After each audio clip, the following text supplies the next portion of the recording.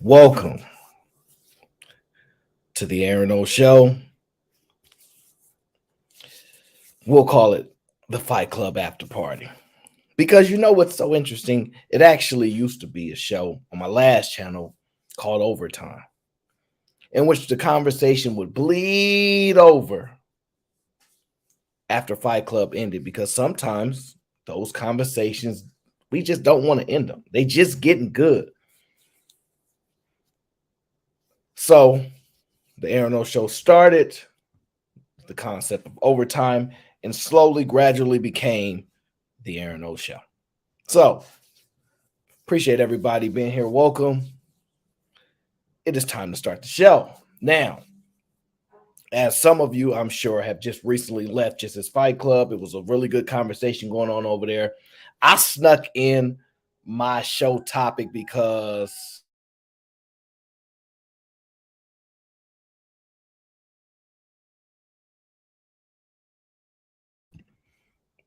I wanted to hear Mr. Logic's thoughts, right? Just to get a feel for the idea of things. That's just what the goal was. But I really want to discuss it. I have some thoughts and I want to know what you guys think. So that is what we're going to get into. I'm not going to go all the way too much around it. I want to talk briefly about some of things before we get into it, but we're going to dive right into the conversation of today about ways we can solve the inner city violence. But first, I saw something really interesting. And I got to ask you guys, honestly. But first, let's acknowledge the sponsor of the last show: marriage, politics, sports. Appreciate you. Shout out to you for being the sponsor of the last show. It gets a little testy, right? Because sometimes we're diving deep into these conversations and, sometimes frustration flares up and people cut each other off, talk over each other. But we need to find a level of you have to self-correct at some point, right? I'm on the shows all the time. I want to speak. Let's just say me, Logic, Fatty, Anton, strong personalities. And I'm like, hey, and they like, hold on. I'm like, okay, right? You have to have some level of self-correct there because at some point the over talking gets a little excessive and we can no longer hear you. And then everybody's doing it. Let me ask you guys if you notice something. This is what I've noticed. When it's 5 people on the panel, over talking is almost non-existent. It's almost non-existent. But the second the panel fills up, it's like an unspoken conversation, and everybody just goes, "Oh, I'm not gonna get a turn. I just have to hurry up." It's really interesting. I want you guys to pay attention to that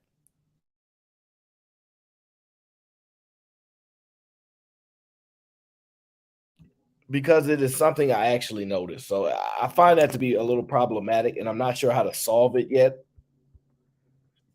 I mean, part of the possible solving of that issue is allowing certain people up at certain times, which kind of takes away from the vibes that we create here. But I have to figure this out because I'm telling you, if you watch the shows, 4 or 5 people is calm. They got the back and forth, and then when 7, 8, 9 pull up, I kid you not, it's like, oh, I'm not gonna get a chance to talk. So we have to figure out how to adjust it. Robert says, Aaron, you need a louder mic to overtalk people. Uh yeah, maybe. I just don't like over talking people. Hey, Cree. I just don't like over talking people. Not intentionally. Uh, it's not. Sometimes it's entertaining. Let's be clear. Sometimes there's a level of entertainment. You have a little bit of fun, but honestly, I know this sounds crazy, but I'm genuinely trying to hear the person's perspective because I could be off. I could be wrong. And most of the times I'm asking the questions. Hey, Brittany B, what's going on, Brittany? I don't know what them crazy people on Fight Club was talking about, but if y'all hanging out with Brittany B, Sherelle, all the girls around me, I don't know why y'all think they boring. I don't know. I don't know no boring women around me. So that whole conversation about not wanting to be around women unless you get to sleep with them is weird to me, but I do understand it. I do understand it, but I don't know. I guess y'all just need to have different type of women around y'all because it's kind of, I guess that's just the world we living in now, where people just can't have different type of relationships. Whatever. I'm not gonna make that a battle because it's not a battle I care too much to win. Because when I'm around women all the time. There's never a problem. So, uh, but I get it. I'm not gonna act like I don't understand because I do understand a lot of other points. I'm not, uh, short sighted in my thinking there. I understand it, but it's a few dope women, but I like the argument. I'll sit back and be entertained for most of it. Okay, now I want to ask you guys this because I saw this interesting. Hey, CC. Now, CC, when are you coming on the panel? Me and you have been discussing this for well over a year now. Okay, your British accent will not throw me off. Okay, I will be welcoming of it. I like the British accents. I like the women from the UK. So there's no excuse to why you ain't came up here and had a conversation. Okay. Uh, I don't know what it is. I got to get CCH on the show. Okay. I'm CC, you need to be on the show because you got some strong personality there and you want to do it because I've been paying attention to you for well over a year now. No, we ain't gonna work on it. I'm not even gonna make you CC. I'm not even making you cam up. You can hide behind your avatar. You can hide there are a few women that hide behind their avatars, and it's fine because there are a few men that hide behind their avatar. It's not a problem. Uh we just have to set a level of understanding of your voice and things like that to where we can create that. But I think it's important because I see the women in the chat and I'll be like, man, they saying some good points, but they terrified to come on a panel and say it. And I know what y'all gonna say. The men just want to yell at us and overtalk us. That's not the case. You guys have got to know how to deal with talking to women just as well as the men have to deal with knowing how to talk to y'all. You have to balance it out, okay? Big Mufasa, stop saying checkmate. Ain't no checkmate here, okay? At least not right now, all right? And listen, one more thing for y'all I need y'all to do, okay? Uncle Jeff better stop these lies. All right, Uncle Jeff, I've been letting you slide because I'm a nice guy from time to time. But if you keep lying to the people talking about you, you got me. Oh man. And then they pay $20 every time you got me on the rope. Stop it. Stop it, Uncle Jeff. Stop it. Okay. I'm a nice guy. I want to let you have a good opportunity. If you want to throw your hat in the ring to become the king of Fight Club, I advise you to. It's your choice. But you got to stop this. They got to stop it. See through you can come on a panel if your husband say so. But you're right. They do throw insults from time to time. But my thing is this, right? Ladies, if you guys feel insulted by the male content creators or the male panelists because they may not be a content creator, why do you watch their shows? It's extremely weird to me, right? Because I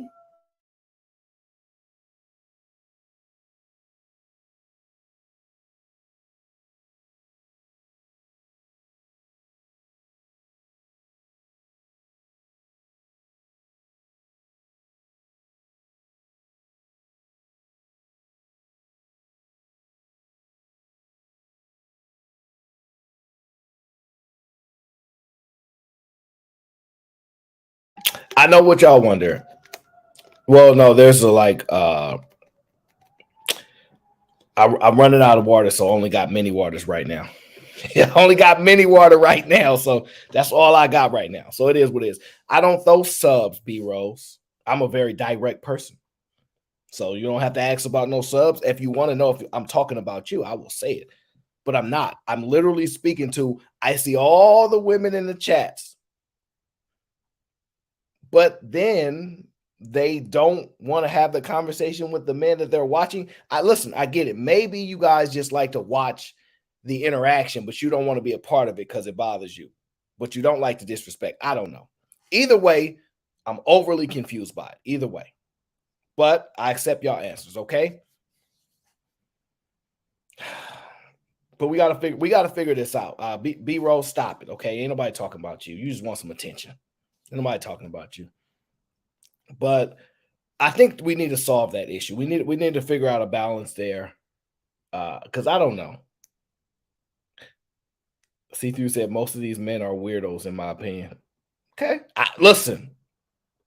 I'm not gonna fight you on that because you're a woman. Just like I'm not about to fight a guy if he says, "Oh, I'm handsome." I don't care.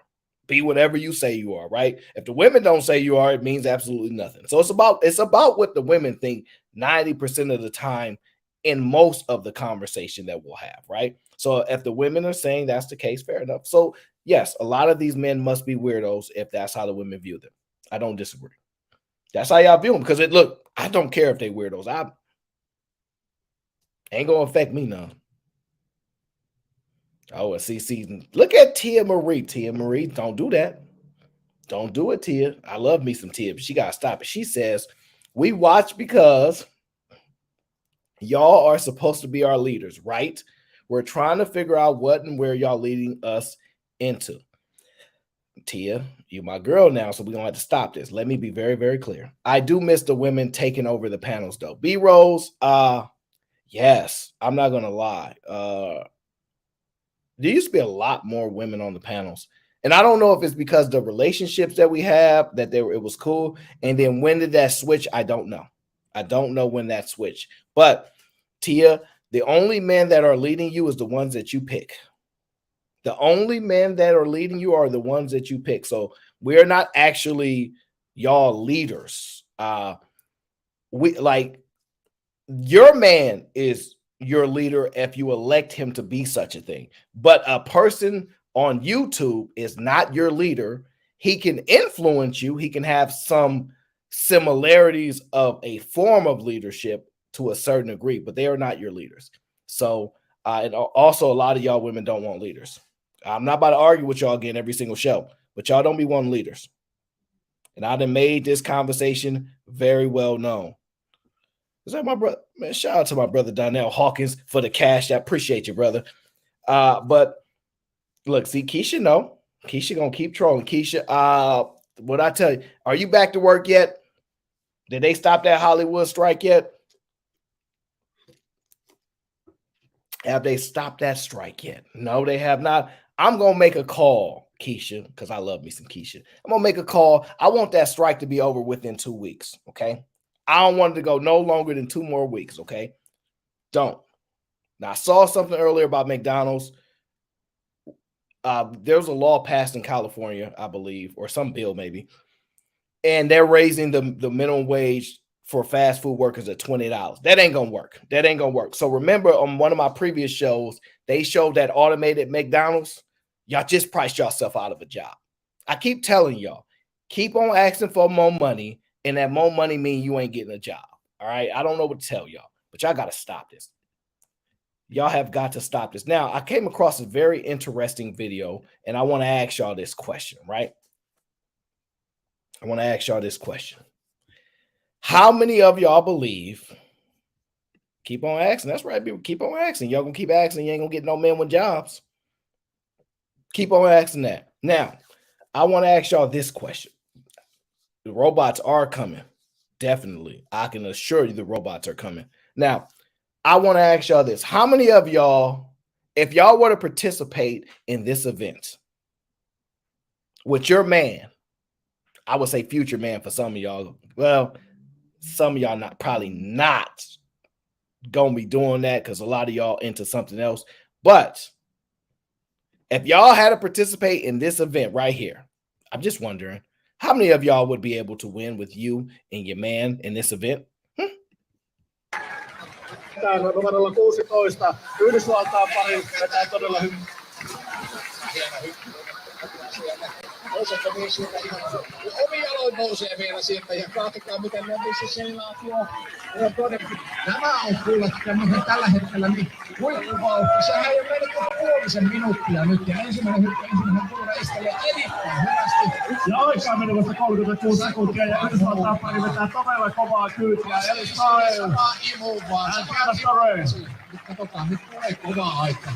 Siinä on kyllä jälkin päällä tekee. Kyllä, vielä mahtuu, loistavasti mahtuu. Ja kärkiaika on tulossa. Voi rehveli.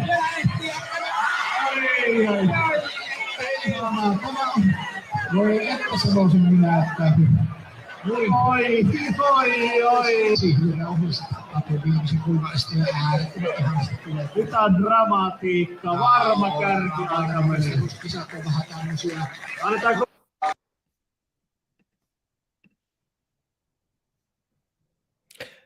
Now, a show of hands in the chat. How many of y'all think y'all would do well in that event with you and your man? I'm just curious. How many of y'all? How many of y'all believe y'all man could carry y'all? I don't know. I'm just wondering. I seen that event. I was like, woo wee. Hope that ain't in America. Hope that event ain't in America. Woo. I was just wondering. I saw it. I thought it was interesting. I apologize.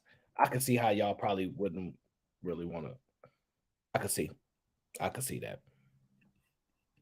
Now I'm gonna be nice. Because B Rose was harassing me last show, talking about show the videos, of certain people and acting crazy towards their kids. I'm not gonna do it this show, but don't ask those questions no more. And I'll be a nice guy and I won't show you what is transpiring. Okay, I won't show you what's going on, but I'll show you one more thing. I'm gonna show y'all one more thing for all y'all keep acting up, ladies in particular, some men, but definitely ladies in particular. Y'all keep asking for more money in these sports events, right? Y'all keep asking for more money in these sports events, and y'all gonna be next. What's gonna happen? Y'all gonna be watching stuff like this happen.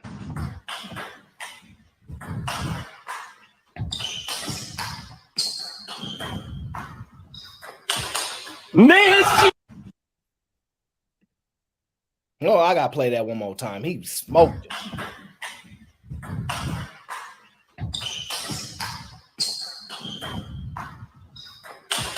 Nasty.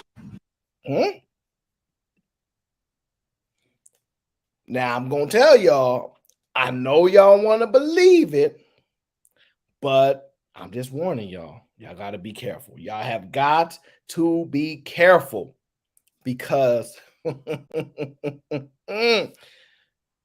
keep messing around and keep asking for more money. Y'all can't even beat the robots. Keep asking for more money and y'all can't beat no robots. I'm just saying, I know. I'm not trying to get in trouble today. I'm just telling y'all what could happen, okay? I'm not trying to get in no trouble today. Man, last time I showed a video of a father taking care of his little baby, making sure they don't cry. Now, I don't even. No, that's gonna cause too much trouble. Don't do that. That's a lot of game with that one. Okay, good. I'm gonna jump right into it. Now, y'all know that my last show got a little bit crazy, so I stopped. I said, we done. We're getting up out of there. This is the part that I didn't cover in that show. Remember, it was a 3-part segment that I want to get into. This is the part I didn't get into, right? So I had to change the whole thumbnail, switch the conversation, because I wanted to speak specifically about this, about government's impact on solving crime issues, especially in the intercity, right? I could say the ghetto, but I don't want to speak so overt about people that are broke in the projects, okay? Because they got all kind of songs in my projects and things like that. So I say the intercity, okay? Now, and Joy said, I'm too late. No, I'm not too late. I'm not playing that video. This is the video that I want to play. I want to remind y'all, leadership is important. Leadership is important, right? So, for example, oh yeah, I think I showed you guys this video, but I just want to remind y'all of this video because it's an important video. You guys know we have a crazy amount of break-ins that are happening in these businesses. Governor Newsom's office is handing out around $270 million to cities across the state to help fight those brazen smash and grabs, often caught on camera. Oakland city administrator admitted that a city department missed the deadline to submit the complete application for some of that grant money. Mayor Shang Tao told NBC Bay Area's Raj Mathai that there are now internal conversations to make sure this doesn't happen again. Now, one city that secured $17 million in funding, San Francisco. The police chief says it's already staffing up officers focused on retail theft, and the district attorney says she will use the money to hire a prosecutor and investigator dedicated to retail crime. I want to thank Governor Newsom for making this issue a priority and for allocating resources from our state to ensure that we are able to set a new tone in the state of California, that this conduct is completely unacceptable and will not be tolerated. Bravo. Bravo. Bravo. I want to let y'all know this, right? Oh, Uncle Logic in the building? Oh, I definitely want to send him the link because I want to have this conversation with him. He might be busy, but I still want to send him the link. So Uncle Logic can definitely come up early because this is around his forte. Now, let me add. Oakland mayor did not secure the funds for their city. They were late. Okay, the Oakland mayor did not secure the funds that the government opened up to help stop some of these issues in their city, right? That's part of another video. I think I showed it last show. I don't recall, but it should have been. Oakland mayor is not doing it. Now, mind you, San Francisco mayor is a woman. Oakland mayor is a woman, okay? Now, this is important because part of this leadership is reflective of a lot of things. Now, I'm not going to say nothing because I don't want to get no trouble, but the truth of the matter is it's not good. It's not good at all. But I must say, shout out to Uncle Logic in the building.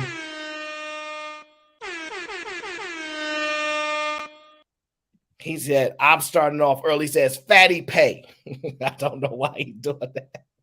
I don't know why he's trolling Fatty. Listen, man. Fatty travels around the world, okay? He goes everywhere, all right? Now, he's been all around. Y'all leave Fatty alone, okay? Now, this is a tough conversation. What did that say? C3 says that's wild. So they have no budget money. Well, no, because they actually sent their proposal like after the deadline, so they don't have access to that money. It's some of the worst. One of the things that you have to do is secure funds for your city. Like that is some of the worst leadership you've ever seen.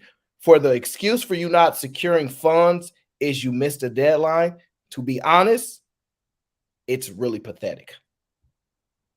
I'm gonna just be candid. It's really pathetic that that's your excuse for not securing funds when everybody knows the city of Oakland is extremely dangerous, in an extreme need of funding. Okay, San Francisco got issues too, but they secured their funding, so that was just a bad situation overall. Right now, along with funding and things like that, let me see. I don't know how far I'm gonna go back here, but I'm gonna go.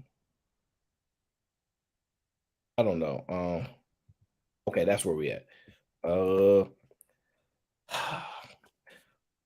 I know y'all think y'all gonna keep getting away with this crime, but I think one of the solutions, and y'all tell me if it'll work. One of the solutions that I seen was this, right? Let me pull it up for you guys, and then I'm gonna jump right into the main topic. But let me pull this up for you guys real quick. One of the solutions, I believe, is a solution that happened down in the dirty. It's a solution that's going to happen down in the dirty, okay? Because last time we had a conversation about the dirty, and it was dirty. And one of the leaders of the dirty got a Falcons helmet and a Bulldogs helmet. Yeah, I seen all those helmets, okay? Yeah, I see it right there. Yeah, I see it. I can see it. Yeah, okay. Yeah. That's all right. What's going on? What's popping? Come on, man. You know how it go. I'm just pushing the conversation forward, right? I don't know if you heard about this, but I do know you heard about this because you. And a lot of people don't know the brilliance that you have, but I do. Now, I know you like to play dumb because it's better that way, and it's more to your benefit, but you're far from it, right? Now, this is what's going on down there in Atlanta. See this woman here? She gonna tell you the story. Targeted Walmart earlier this year. They set fire to part of the store in the hopes that would distract security from them stealing a bunch of goods. So after that whole incident, Walmart CEO Doug McMillon thought, do I want to continue to throw good money after bad and invest in a store that's riddled with crime? So I have to say, though, that is a genius idea. I'm going to burn something up over here to distract y'all while I'm simultaneously going and stealing products while y'all distracted. See, the criminals have become a little more sophisticated when it comes to theft in retail places. Like, I thought that was amazing. So y'all telling me y'all burning things up just to steal some from these retail stores. It's getting kind of scary. It's getting kind of scary. Y'all got to be careful now. All right, let me finish just with. The Atlanta mayor swooped in and said, you know what? We are going to install a miniature police precinct inside this Walmart in order to hopefully tamp down on rampant crime, which now is not just theft, also arson. And Walmart decided that was good enough for them to rebuild the store. So they will rebuild. So they burned down the store. Think about this. This is important. They burned down the store, right? It's very important. And Walmart said, we're not about to rebuild nothing.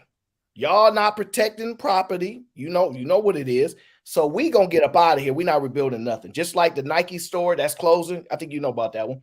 That one's closing. I think it's one of their flagships. They said we're gonna build a police unit inside of Walmart. Now, Walmart got the money for it. Let's be clear. Okay. They generate a lot of money. So they have the money. But this might be somewhat of a new normal. They might start having like many offices, because I've read something where the amount of theft has incurred to like billions and we're talking record number of billion of theft. So I read that. I was like, because Target is suffering on their bottom line. One of the ones, Target and Walgreens specifically, their bottom line is heavily impacted by it. So it might be the solution. Is building like a mini officers, faux officers at the station. I don't know, whatever the case is, inside of these pretty like huge facilities, because it is a very big problem that has not had a solution for, I would say now, over 2 years. Yep. You remember it started around the what's the kid that got killed in St. Louis? Michael Brown? You talking about Michael Brown? Michael Brown. Okay. It started around Michael Brown. And they say, you know what? Let them do it. They going through problems or whatever. Blah, blah, this the ghetto. Then it went another level with George Floyd. So, but you got to realize, why would these places allow something that they never allowed before? Because you got whole departments that their main purpose in life is to, what is it called? Like shrink department, like stop people from stealing. These departments was existing back then, but all of a sudden they're allowing it now because they want to create a police state. Like I said, they want to create a police state because now the new norm, and I said this a minute ago, that you will have 50K of tourists outside your school. It will be fucking full police surveillance 24/7 now because you co-sign for this stuff. And then it's not about asset protection. That's what it is. That it was departments that literally stopped this shit. Like I used to see people in Lenox Mall. You couldn't stand in the Lenox Mall in Atlanta because before you got even close to out the shop, it would be 50 security guards and police officers already there waiting on you. When did it stop? It stopped during this time now because they want to promote police presence in every single way. Ain't gonna be no defund of police. Police would be now the highest federal agency, or I mean the state agency that they gonna have now. And then we sat there and allowed this shit to go through.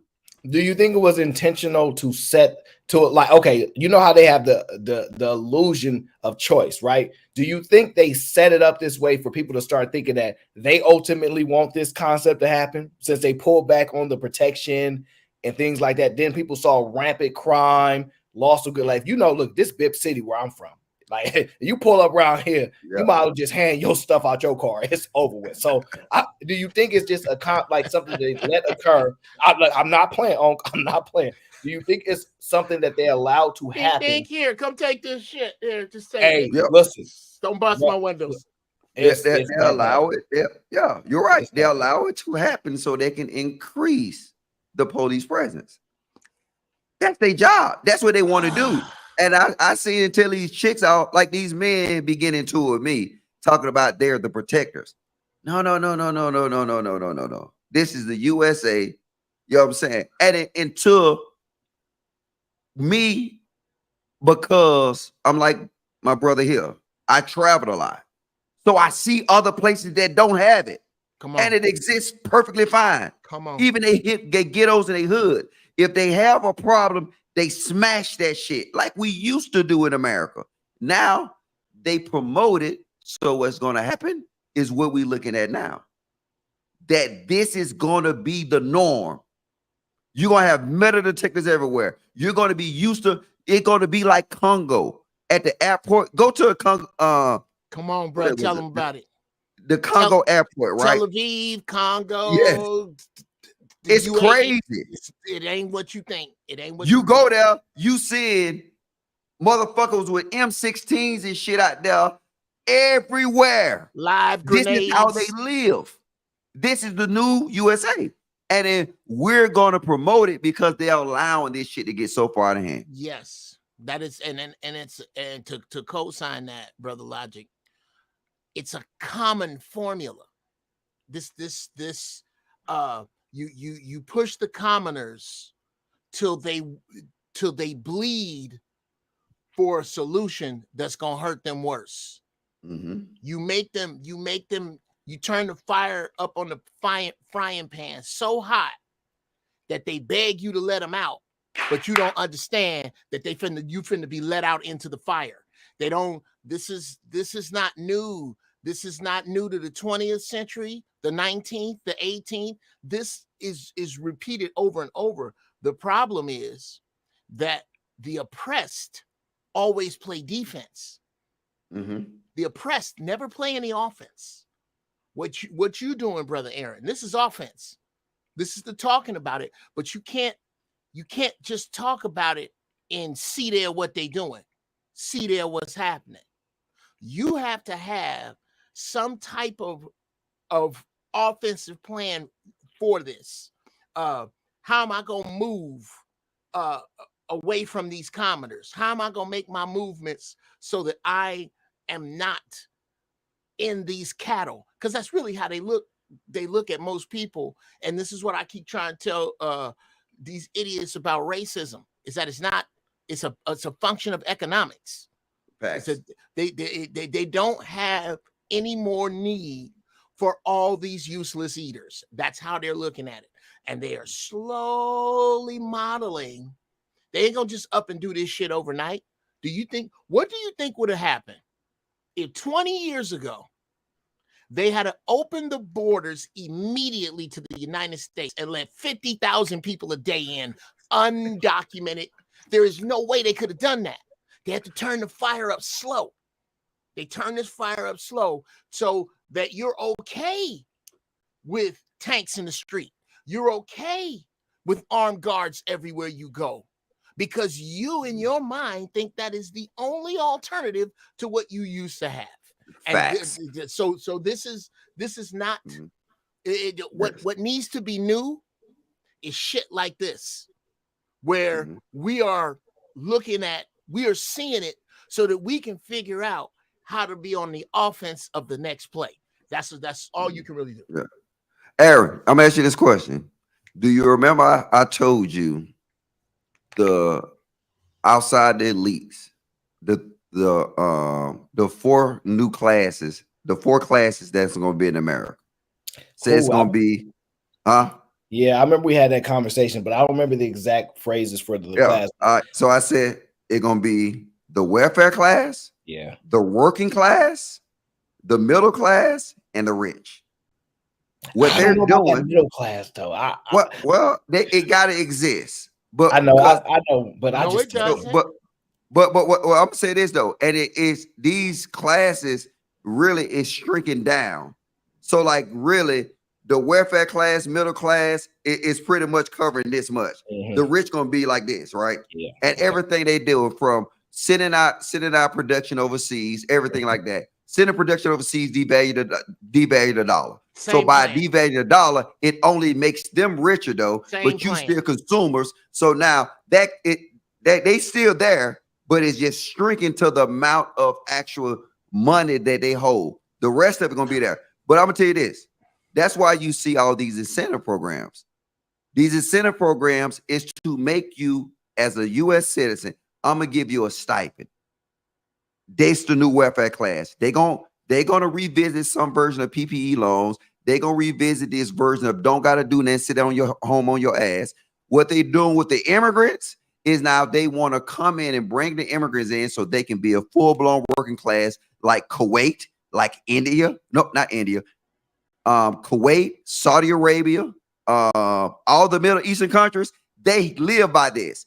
They have a working class that's of imported workers from Indonesia, from the Philippines, all the a Kuwaiti citizen don't lift a fucking finger. Do you hear me? They don't lift a finger. You know what the regular citizens give their money from Kuwait from?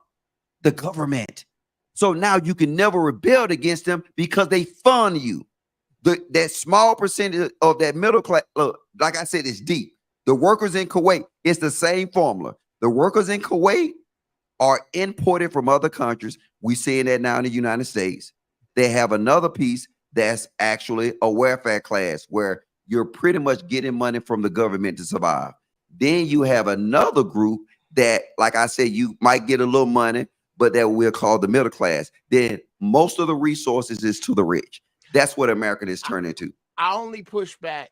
My only pushback on that, Brother Logic, is the need for a middle class in that model. That model doesn't need a middle class. You know why I need a middle class? Why? Because you got to sell dreams.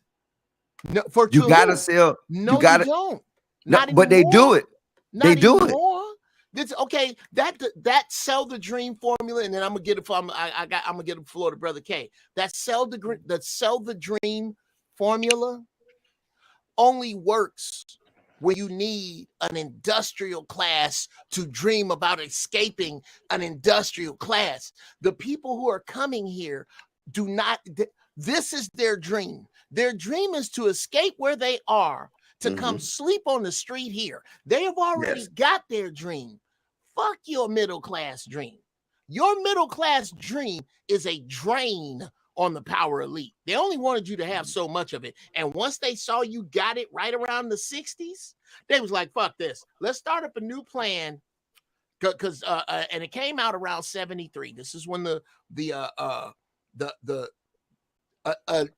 Henry Kissinger report came out. The Agenda 21, when that came out, was about them. And they're not tripping. They're not tripping on no middle class. That's the only thing I disagree with. Go ahead, Brother K, or whoever. Yeah, I had a question real quick. Wouldn't you consider the middle class and the working class the same group of people? No. Definitely not. Yeah, can you explain the difference, Logic and Jeff? You said a middle class and a working class? Yeah, I kind of see them as the same kind of. In its sense, like what it would be is just say use this scenario, like because I could use Kuwait, but you have to be there to understand. You've been to Kuwait, right, Garth? Yeah, it's just Jeff, man. But yeah. Oh, Jeff. All right. Yeah. So what it is that you have a working class, right? These people are defined to doing this physical labor, right? They come in, they do all the manual work. They won't own the construction sites. The middle class own that. But at the end of the day, the middle class will still be owned by the rich. So like, you know what I'm saying? Just say if you have a project manager, that's the middle class. So now, you're saying the employers are the middle class. Like you're saying that there's like elites, and then there's like the employers or the what is that? No. Oh, that's like the upper middle class will basically be dropped down to the middle class. There'll be a shift. people that's middle management and things like that, making But six figures and things like that will now push you downward because of inflation and things like that. But they're it not won't gonna push you need- down. What it was is what they're doing is they shrinking all of it, right? So what the middle class used to have as far as the economy, they don't have that no more. So now what happened is that is that they would, but to answer your question, they will essentially be the employers. Okay. Yeah, that makes sense. But Logic, I agree with you for a different reason. What I was just trying to allude to is through things like inflation, wage inflation, things like that. Effectively, when we talk about 100,000 ain't what it was 10 years ago or something like that, effectively, when the cost of living and things like that rise, the people who were upper middle class will be pushed downward, towards middle class and things like that. You know what I'm saying? You see what I'm saying? Like it supports your point, but yeah. Do you know what caused it? And I don't see a lot of people about this. So I mean, y'all probably more intelligent than I am. But this is why I think caused why our inflation and why our dollar is not where it is. It's because it don't rotate in the US. So we don't have industry no more. Everything that we do is everything that was out to other countries. So by that being outsourced out to other countries, we're the producers of the MacBooks. We're the producers of all this shit that's made in America, allegedly. But it's paid labor in another country. So now our currency is going to this country and it's rotating their communities where we don't have the Detroits no more. We don't have none of these industry building cities. Right now, we finna lose agriculture. Coming up, we're going to lose agriculture. And we're going to import everything. And this is by design. This is when you say, when Brother Logic, like he just brought up Apple.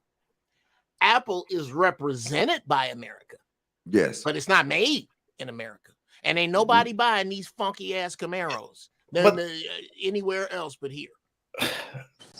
Logic, what you said is part of the problem, and it's true because the fact that we can outsource labor means that American labor we can't provide we can't put pressure on businesses to say, hey, we demand more. Why? Because we can outsource this fucking labor to Mexico. You can't demand shit. You're gonna take exactly what the fuck we tell you you're gonna take. So I think you're exactly right. I think that's part of the problem. Watch this. So who makes the profit? Who makes most of the profit? Where all this profit is going when they send the labor to Indonesia? So it depends. It depends on if there are tariffs in place and things like that. In which case, the people who put the tariffs in place, the government. No. But this is America. We don't got foreign tariffs. Oh, you talking about on places like Indonesia? So I think it depends on where where the labor is. So it is. You own the man. I need to get some sweaters from you too. You own the sweater brand, right? The Ball Bully. What is it? Rich Bully, yeah. Rich Bully, right? Rich Bully. Let me check it out. Okay. Yeah, you own Rich Bully. So just say this, right? If your labor is produced in the United States, that means you're creating jobs, you're creating 401k, you're giving people medical care, you're doing all that, right? So now when you pay them, where they dollar rotate at? So where they go spend their money at? Domestically. All right. So now if you push that to overseas to Indonesia, right? You just selling to America. Where do that money rotate at? Domestically, wherever the production is happening. Yeah. So in Indonesia. So what happened is that's what they strategic doing. So now you might, because now you don't have to pay as much because you don't have to offer Medicare. You don't have to, care, you know what I'm saying, medical coverage. You don't have to offer dental coverage. You don't have to offer 401k. You don't have to do none of that when you go to Indonesia. So what happened is that now by every shirt you make, when you had it in America, you will profit something like $12. But if you send it to Indonesia, now you're profiting $50. You see what I'm saying? So now all that money goes to you. It makes you richer. And it makes the dollar weaker and the people in America poor. And you know who else wins? Who else wins? This freight and logistics company companies. Sure. Which of course is why in my investment clubs we invest in in those companies, because it just makes sense. The other answer to your question in terms of who's causing the inflation, it is our lawmakers. Yes. It is in the last whatever amount of years, and I include both presidents. I don't give a fuck, Biden and Trump. Both of their actions had inflationary consequences, and we you know what I'm saying. And See, I think it's a combination. there's no pushback on it. It's true. no. Yeah, there's a gang of pushback on it. Whether it needed to be done or not, it really doesn't necessarily matter. When you inject liquidity into the market, when we look at the cost of automobiles being up 40%, used cars, we look at shelter inflation. Those were a direct result of them saying, "Oh yeah, these niggas is flush with cash." No, Yeah, let's raise the But this is the issue. Yeah, no, ain't no I'm no to that. Garfield. That's true. I want Garfield. How I can mean, you be sure? I want Unc to go. Go ahead, Unc. I'm sorry. This what I do. It's exactly what I do. I understand what you do, brother. But unless you're psychic, you can't tell me I don't have pushback, even if my pushback is stupid. Well, I'm saying like what I'm saying is the irrefutable fact. So we got if we don't do it for a living, we can all use the same Google, and nothing I'm saying is unfair. Sure. But where I push back on is have you? Yeah, I ask you this: have you ever taken a ride in a train? Yes. Okay. In that train, you're sure that train had a conductor, right? Yes. Okay. Did the conductor's height, age, race, sex, desire, or inclination have anything to do with what time that train took off, how fast it went, when it stopped, or where it ended? No. I can't say so. I can't say so. You can't say so because it doesn't. It doesn't. This is what I'm trying to explain to you about the president. The president is on the front seat of a roller coaster. I said lawmakers. I didn't say president. I said both administrations. The lawmakers, they put them all in the roller coaster, brother. They don't regulate what time it stops, start, none of that. So, and you did bring up, I don't think it was anyone other than you that brought up Biden. You brought up Trump. Those are presidents, right? So right. So their regimes, their administration during their presidency, right? So we like presidency. Hold on, just a second. During their presidency, it wasn't about their regime, because there is a government that runs their regime. So this is exactly what I'm saying. You're not saying anything different than what I was saying. I'm saying something totally different than what no, you're not. I'm telling you exactly what I'm saying. You jumped in very early when I was saying it, but yeah, this is exactly what I'm saying. It's the lawmakers. When I say lawmakers, the presidents don't make any laws. Then why bring them up? Because it's under their regime. So the same reason. So look, if we say stimulus checks, right?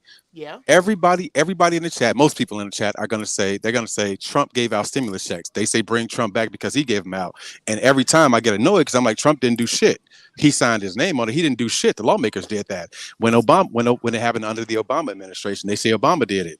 Obama didn't do shit. The lawmakers did it. But we know for these conversations, it's people's understanding, which they call them low information voters, no diss, that Trump and Obama did it. So you and I know exactly what we're saying. Why does he have to sign it? Wait. Why does he have to sign it if he doesn't do anything? What do you mean? Well, because you're saying that they have nothing to do with it. It's the other lawmakers. They just signed it. Here's why. It's the Congress. The Congress have the power of the purse. Congress does it. Yeah, they're the ones. I was saying Trump literally wanted his signature on the stimulus checks, like literally. Let's be clear about what a president. Without his signature, won't matter, right? It's like yeah, but the lawmakers are the ones who gather. Right, the president has veto power, but if he doesn't veto it, then it goes into. Gentlemen, what you're discussing are the rules to WWE SmackDown right now. Okay, the president, let's be clear, the president is the individual who wins the popularity contest amongst the commoners, because that's the person the people have chosen that they will take the bullshit that is coming next, that he has nothing to do with, brother. This is I'm not making this up. You can look this up yourself. There is a government. I tell you when the president lost his power in this country. on November 22nd, 1963. That is the day that John F. Kennedy was assassinated. That was a statement that the president doesn't run shit. So look, I'm not talking about the president. I think we get kind of getting far off base. I'm not talking about the president. So you would agree that the Congress underneath Trump and underneath Biden, they've done things that have inflationary consequences. You would agree, right? Okay, yeah, okay, I'll take it right, yeah. Cool, exactly, right. And so once again, when Logic was talking about inflation, we can't let either one of them off the hook. I think we have dumb conversations when we let either one of those Congresses that happen underneath those two presidents off the hook. Some of the things happened under Trump, whether they were needed for the economy or not, they happened. They had inflationary consequences under Obama. When they started quantitative easing, when they started QE, right? It went on for too long. So we can say where it started. It started in a lot of places. A lot of things accelerated it. The Ukraine war, these things are accelerants and things like that. So there are lots of reasons, including what Logic said to begin with. There's lots of reasons for inflation. Yeah, it's a lot of reasons. I don't want to go back and forth about them. I have a quick question. Okay, go ahead, Patriarchy. Can you name the things that Donald Trump did, Sean, that led to our current inflation? Donald Trump didn't do nothing. We just talked about that. Yeah, okay, but you said that there were certain administrations, and what did they do that led to the inflation? Stimulus. So under Donald Trump's administration, right? So they did stimulus. Now I'm not here to argue whether or not stimulus was needed, because it apparently was the best of the bad choices, injecting liquidity into the market. Also, when you look at you have monetary policy, right? My bad. Give me 1 second. I'm in the store. I'm sorry. Give me 1 second. So you have everything. Everything the Fed was doing, and you have everything that Congress was doing. So when we talk about all the mortgage-backed securities and all the types of things that the Fed was doing, there are so many different layers to these things. Now, I agree that a lot of these things seem like they were the best things to do, but they do have unintended or intended consequences.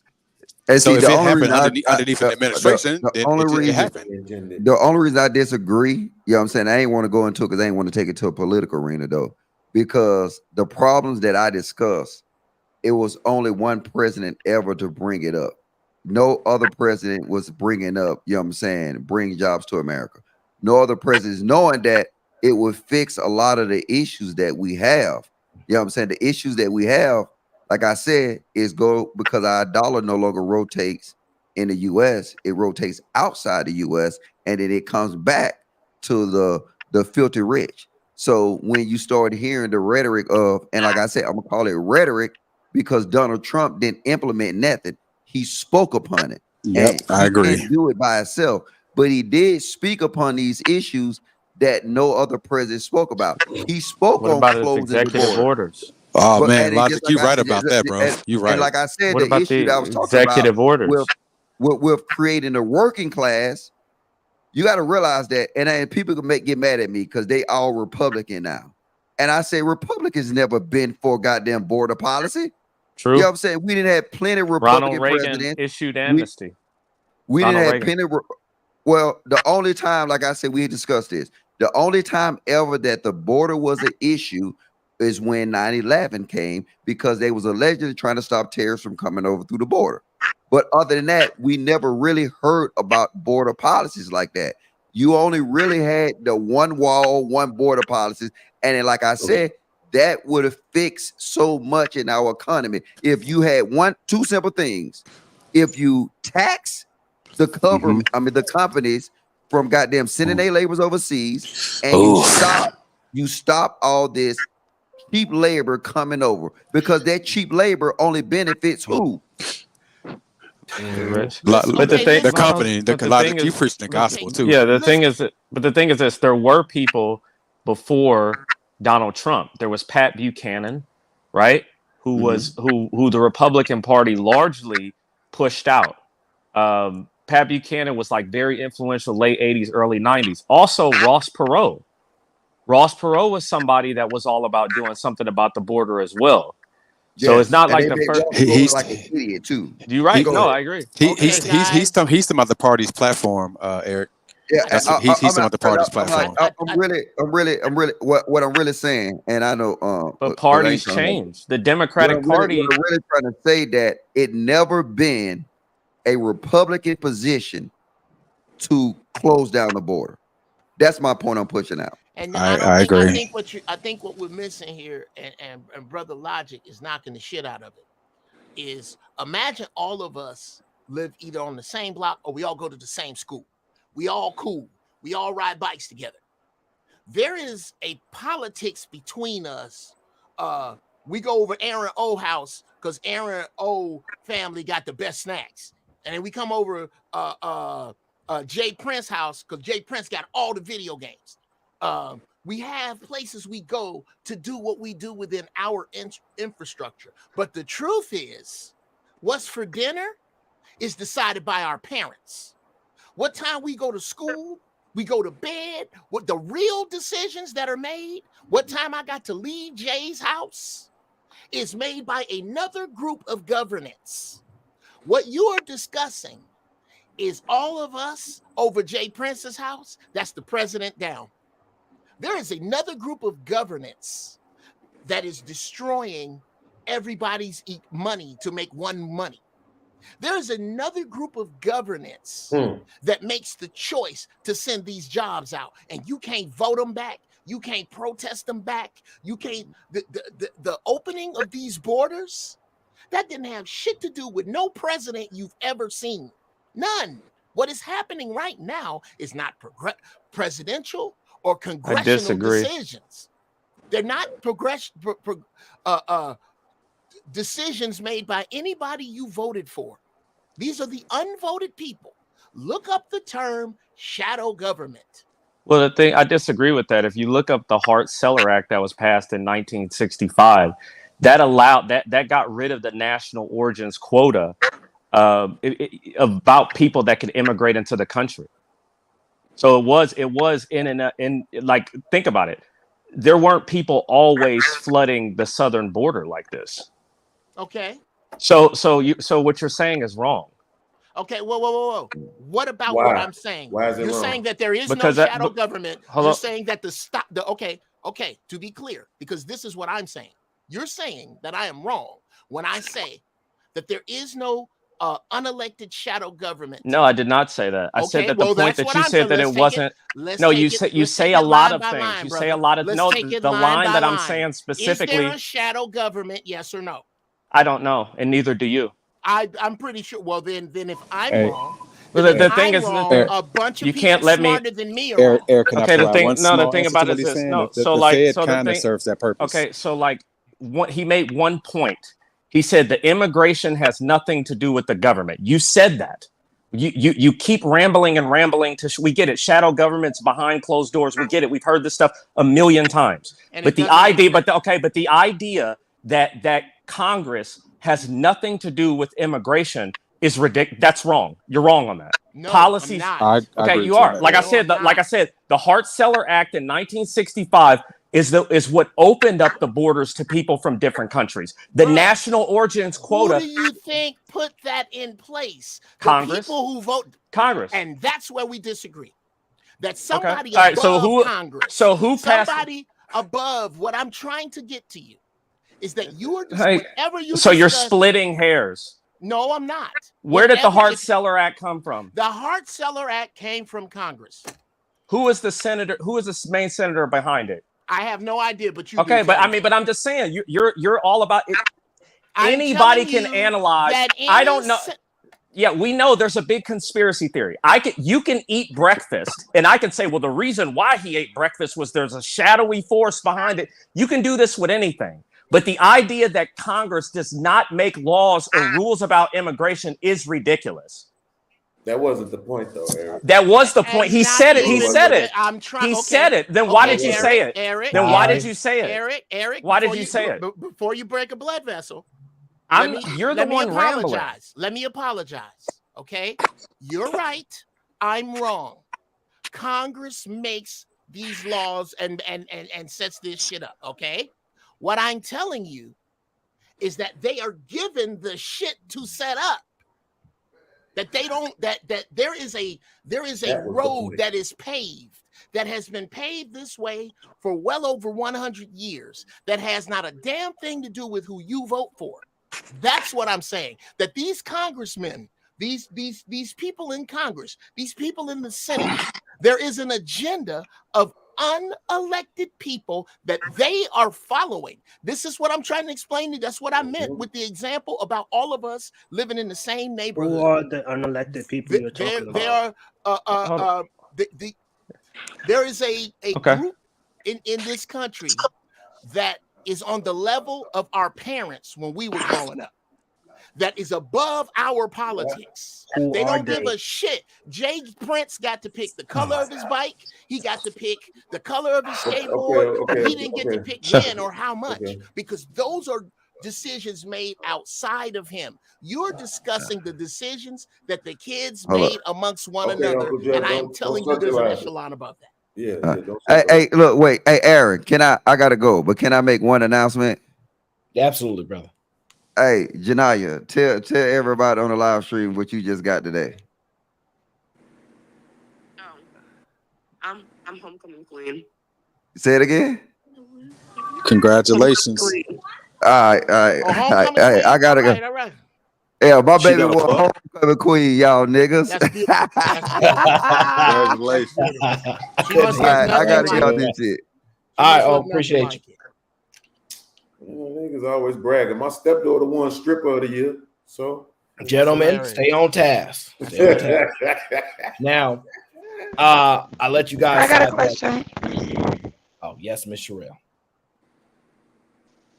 Okay, so what I'm saying is that, what Uncle Jeff is saying is that, like, okay, we all understand that there's like this conspiracy theory that there are people who control the government that we don't know, the powers that be, the whoever we want to call them, right? So every time we have a conversation about solutions, we basically say, well, these people are so powerful, they control our government, and our government is just the figurehead, and we constantly blame the people that we can see, but they're not really controlling anything. They're puppets, and there are people behind the scenes that are pulling the strings, right? So in turn, you're saying that the people, us as a nation, we're powerless. We're powerless because if the people that we vote for are being controlled by these other people, and they can't do anything to get underneath the control of these powers that be, how can us common folk, us common people, us regular everyday Americans, how can we defeat them?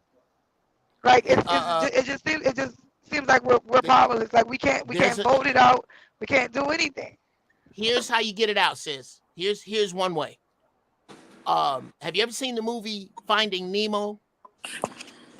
Oh my God. Remember that movie? All the fish at one time decided to swim down. If we swim down, we will break this thing. If all of us decided, you know what? Y'all gonna keep playing games with gas? Nobody buy gas Sunday. If nobody bought gas Sunday, do you know how bad that would fuck up they shit with this? We need this domino movement.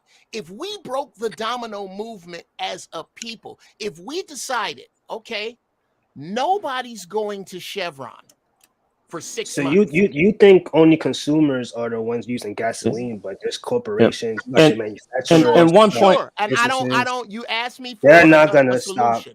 stop. Well then you. And one point, well then I would like let's to go with what he's That saying, is and the we're silliest doomed. fucking response ever, bro. Yeah, that is. Yeah, and I have a question. I have one point that I'd like to interject as well. So there was a point that somebody made. So the guy above me, the point he's making is the shadowy government, right? There's somebody behind our government that is pulling the strings, and both sides. I don't know if you said both sides, but Trump and Biden are both sides of the same bird or whatnot. Yes. Okay, Yes. Can you explain Donald Trump's executive order 13770? One of the first things he did when he came in was banning lobbyists, right? And it's lobbyists and lobbying groups which help pass policy.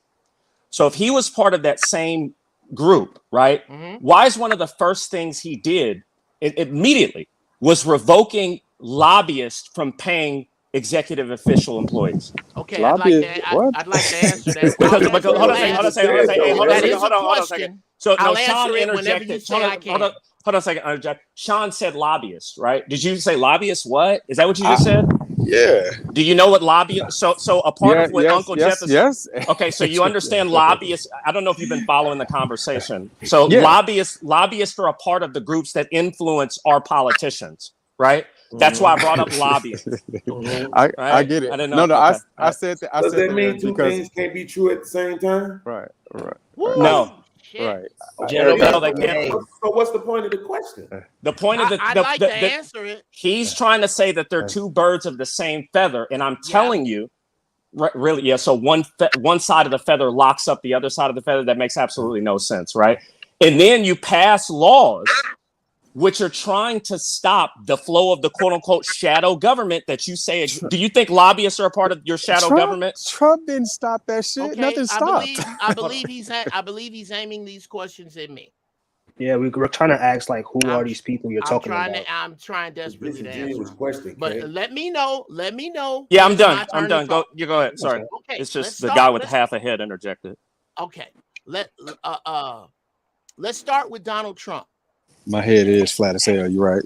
And the problem, the absolute problem that Donald Trump is, this dude here is out. He doesn't want to play ball the way he's supposed to play ball. He's not supposed to, as a Republican, the shit he's doing, the rank and file Republican cannot stand what Donald Trump is doing. They can't.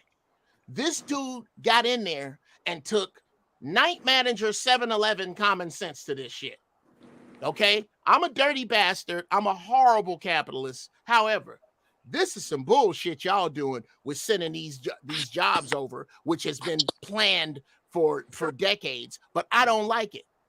So I'm going to start doing shit that disrupts my way, that is not in the way of the shadow government we are discussing. There's a bunch of people who are upset with this dude, and I am not a fan of either of them. I am standing outside looking at this, and it's just that Trump is the wrong guy to be against the bullshit. It's almost like a horrible dude that's on your side. He just happens to also be horrible. So no, I don't think that Trump is, and again, this is what I'm seeing and what makes sense to me. Okay. With regard to lobbyists, sure, I know what lobbyists do. Sure, I know how the machine works. The problem is that most people want to look at the machine in a vacuum as if this other shit doesn't count. And the other shit counts way, way, way more. This, who you voting for, and are the Republicans in charge or are the Democrats in charge? Dude, you are talking about what night we play shuffleboard on the boat. You're not making any big decisions about course, time, destination, all of this shit. All of these political games that we play are to keep commoners busy. There is a much bigger plan in play here. So you said they don't have control over courts. Did I hear courts come out of your mouth? You never said courts. No, I didn't. A minute ago. No. Okay. I thought I heard that. Yeah, you thought like Mandy. Mandy thought cat shit. No, I did not say that. Okay, but the thing is, you're not really saying anything. Okay, well, great. Yeah, I mean, the thing is, like, and you're saying everything. I am. The things Okay. I'm telling you that policy affects how you live your life. No shit. Oh, well, then there you go. No shit. But why? So then, why are you saying it doesn't matter then? I'm saying that what time you're saying it doesn't matter. I'm telling you, I'm trying to. If you ask me a question, I'll try to answer it. I Go know ahead. you don't like what I'm saying. Allow me to get this bullshit out. Hey, but look, hold on. Don't move away from that point. Eric, you said that Trump did what to lobbyists? What do you mean? I said he passed it. So the original point, Uncle Jeff's original point, or the point that he made originally, is that they're both, whether it be Trump or Biden, they're both birds of the same feather. He acknowledged that. Yes. And what I asked him from that point isn't a part of this shadow government lobbying, Doesn't Yes. lobbying influence what laws are passed? Sure. And so then I had to bring up the executive order. Well, then why would Trump go against the system like that? Why would he pass that executive order like that? Hold on, Eric. Let me ask you a question real quick, just because I want to see if I understand how you're thinking about this. So when Obama first came out, he was against gay marriage, Correct.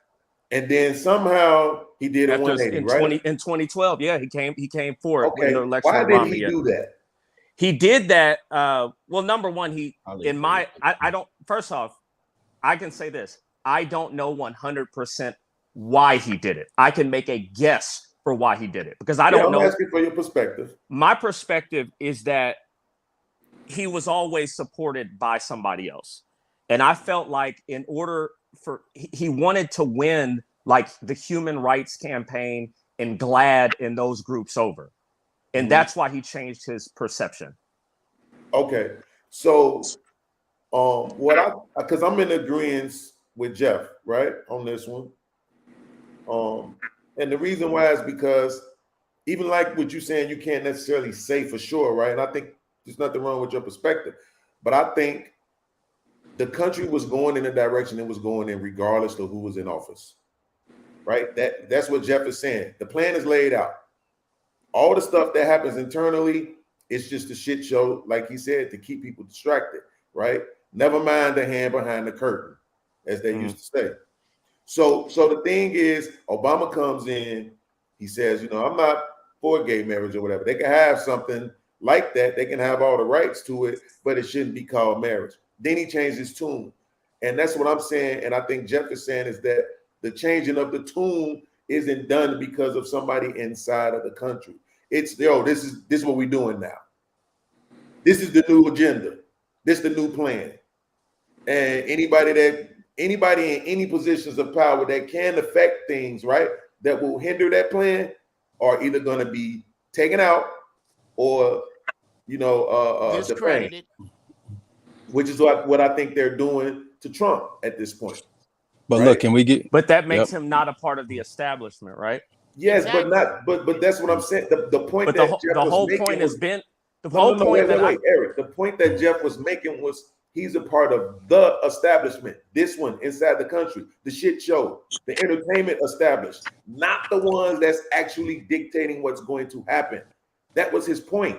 That's why I asked you, why was you asking him that question? No, he said that Trump and Biden, when I asked him if Trump and Biden were birds of the same feather, he said yes. Yes. But That's not right. They like are. Well, he's talking one. about the Okay, so political one feather. group of people is Gentlemen. trying to lock up another group. That makes no. All right, Man, I've been trying to Gentlemen. get this point out for like 2 minutes. Please get y'all just can we get it more concise, because I do want to shift to my overall point of the conversation. I want to let you guys get your thoughts out about it because you guys seem very passionate about it, but I do want to get to the topic at hand. Yeah, so I think this, Eric, look at it this way, right? You got the players that ride the bench, you got the starters, you got the coaches, right? What Jeff is saying is that Biden and Trump are the starters, but there are coaches. disagree. Right? That's what he's saying. When he said they're the two feathers of the same bird, or whatever, how you said it, right? He basically saying they're the team that's on the floor, right? That everybody is rooting for. But it's people that actually control what they do, that organize the gameplay. And that is the quote unquote hidden government. I disagree with the point. Okay. I think that Donald Trump is not a part of the establishment at all. And I think Donald Trump was not a part of the plan of the United States. I think that what has happened. Yeah, I see what you're saying. So they're not two birds of the same feather. I think that's just they're not two. Let me finish talking. They're not two birds of the same feather, right? I think that that putting the working class first was also not a part of the plan, right? And so Donald Trump shifted everything in the country to me.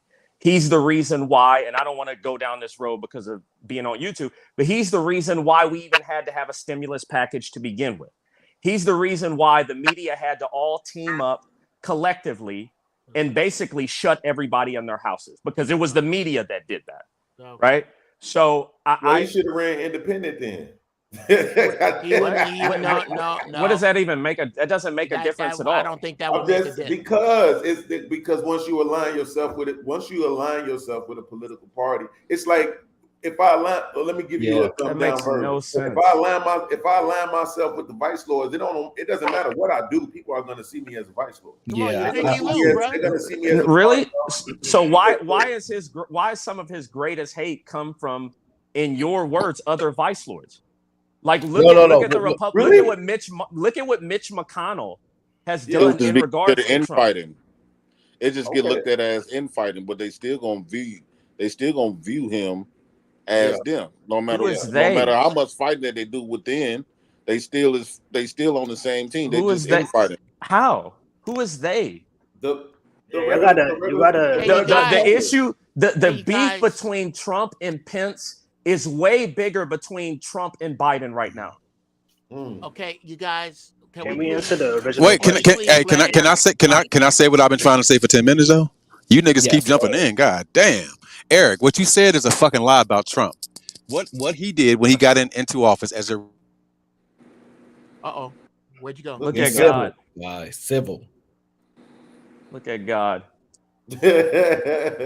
Stop stealing my thing, Eric. That's my grandma. What he did, your audio messing up, bro. What he did was bring snapbacks so people with flat back heads can wear better fitted caps. Oh Lord. Okay, guys. Eric, that's a group of people. I came up here to answer the original question. I don't care what This is boring. My name is Flora. Is that Flora? That is Nakarit Retta or whoever that is. So I want to get into the conversation about the inner city problem. So I want to ask you guys this because I want to start here to make sure we have a level of understanding. What's up, E? Go ahead. Don't you start, Jay Prince. I'm telling everybody be civil. I was shouting out Eric. That I haven't heard from Eric in a long because he got a life. Okay, he don't be hanging on here all day like us losers. Okay, he got some kids now. You got somebody pregnant. Leave him alone. All right, I'm getting to the point. I'll leave that up to you. I'll let you repopulate the earth. Well, Sean is back, and I want to give him He's been working on a career, right? Yeah, Eric, I'm not bothered by Go ahead. That shit is funny, bro. I've been hearing them jokes all my life, bro. That shit is hilarious. Sorry, I love you anyway, Sean. Nah, you my guy. You're a Chicago refugee. You know, why do you used to leave Chicago? Everybody here has left Chicago, but go ahead. That's a fact. You better get ready for them Chiefs and Bears. He's tomorrow, not eligible, King Son. He's not. Yeah, they didn't take down some of my videos, which I ain't mad at. But go ahead, Sean. What? Sean, are you gonna say your point? I think it's audio tripping. Again? His audio's messing up. Yeah, we should just move on, to be honest. All right, let's talk about the ghetto. Let's go back to talking about the ghetto. Let's go. All right, it's not working now still. There you go. All right, cool. All right, I said there's parcels. Oh my God! Damn, my G, you need to upgrade your track phone. You got AOL. What are you working with? I remember this old bandit. Let's just go to the next subject. Can we go to the next subject? Yeah, listen, Sean is my guy, so I always want to be respectful of everybody. And I wanted y'all to get y'all thoughts out because y'all very passionate about it. But I want to ask y'all this: do y'all think it's fair? Yeah, my voice sound woo. Okay, so do y'all think it's fair if your mustache and beard don't connect? Yeah, that ain't fair. Do you think it's fair if you go apply for a loan from a company, which means they give you money, right? Mm-hmm. And they require you to get private mortgage insurance so that they have some level of insurance on you to a certain degree? That's the laws that they passed after. I think it's fair. I think that depends on your credit rating. But I'm just wondering if you guys think PMI. It's fair PMI is like PMI is mandatory, like when you buy a house now. Yeah. The reason why they do that was because remember after the crisis, a bunch of laws came in, right? A bunch of laws happened, like TILA, the Truth in Lending Act, and all that crap. All of these laws happen as safeguards, as safety nets, so the market won't default again. No. I know why, but I'm wondering if you guys think it's within reason. Is it reasonable? Yes. To do what? To require you to have PMI. Why not? I don't see the problem with it. No. Okay, so I'm building a baseline. So Okay. let me ask you guys That's this: stupid. do you think that people have got it wrong about insurance? For example, I don't want them getting insurance on me because I think that's a way for you to wish death on me. Do you think that people have gotten it wrong by their desires to not get insurance because they think it's a way of people plotting on them, or that it's some type of setup as far as they think that people have a desire for them to die, so they have an apprehension against life insurance? No, I think Oh, insurance Jeff. literally makes you the asset for real to the company that's taking insurance against you. You know how you say people are assets, like people taking insurance policies is an asset to the insurer because they still have to keep paying into that, so they're getting that That is essentially. not the question. Not quite. Oh, I think all right, I my think bad, my bad. I might be if thinking somebody something try to else. make me get insurance, right, like a Yes. life insurance, if somebody trying to make me get a life insurance, in my mind, I would be thinking they plotting like they're gonna try to end But they up make killing me one day. Well, who's gonna take care of your debt? Your debt if you croak. my name is It Flora. Hey, depends but on, they of course, got it depends car on who insurance it Okay. is is. Gentlemen, But mandatory at the too. end of the day, it That's just My a point slippery was slope, that though. it's a more of a business decision than like what Jay Prince thinks it is. Like somebody's trying to kill you. okay, I'm that's your pretty point. The sure. only I'm pretty the Yeah, sure. only Have he's people also been constant gonna dying? leave debt for the people. only Have people constant been dying? yes, every day. The only constant in insurance is Mhm. death. That's the Okay. only No, constant. no. What You're I'm gonna saying is, Hold die. on, Aaron. Look, I no. know. What I I'm know saying is, for a after fact they that make you get this I life know. insurance, have people been dying after they after so many years or so long of getting that life That's insurance? usually the way it works. You get insurance and then you And then die. you end up No, dying. to his Yeah. point. No. I don't know To what his point he's point. making. To his point, no, it doesn't work like that. No, not no. There's no data that No, says that it works like that. have people been Jay dying. I Prince. don't know for sure. There's no data Yes. There's no that data that Since the says that it beginning works of like that, Jay time, Prince. No. since the beginning of insurance, people have bought insurance, Okay, but Jeff, lived. that's not. But Jeff. What he's saying is there a correlation? So the yeah, answer is Oh, yeah. is no. there a correlation Yes. between So the answer is no.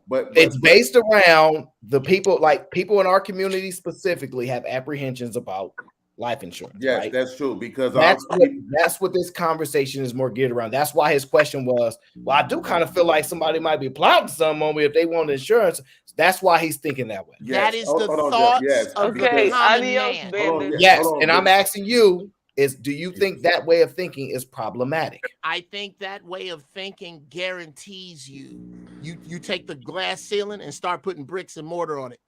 When you start thinking that the reason, a valid reason for me not to get life insurance, at the average person should have $500,000 worth of life insurance off the rip.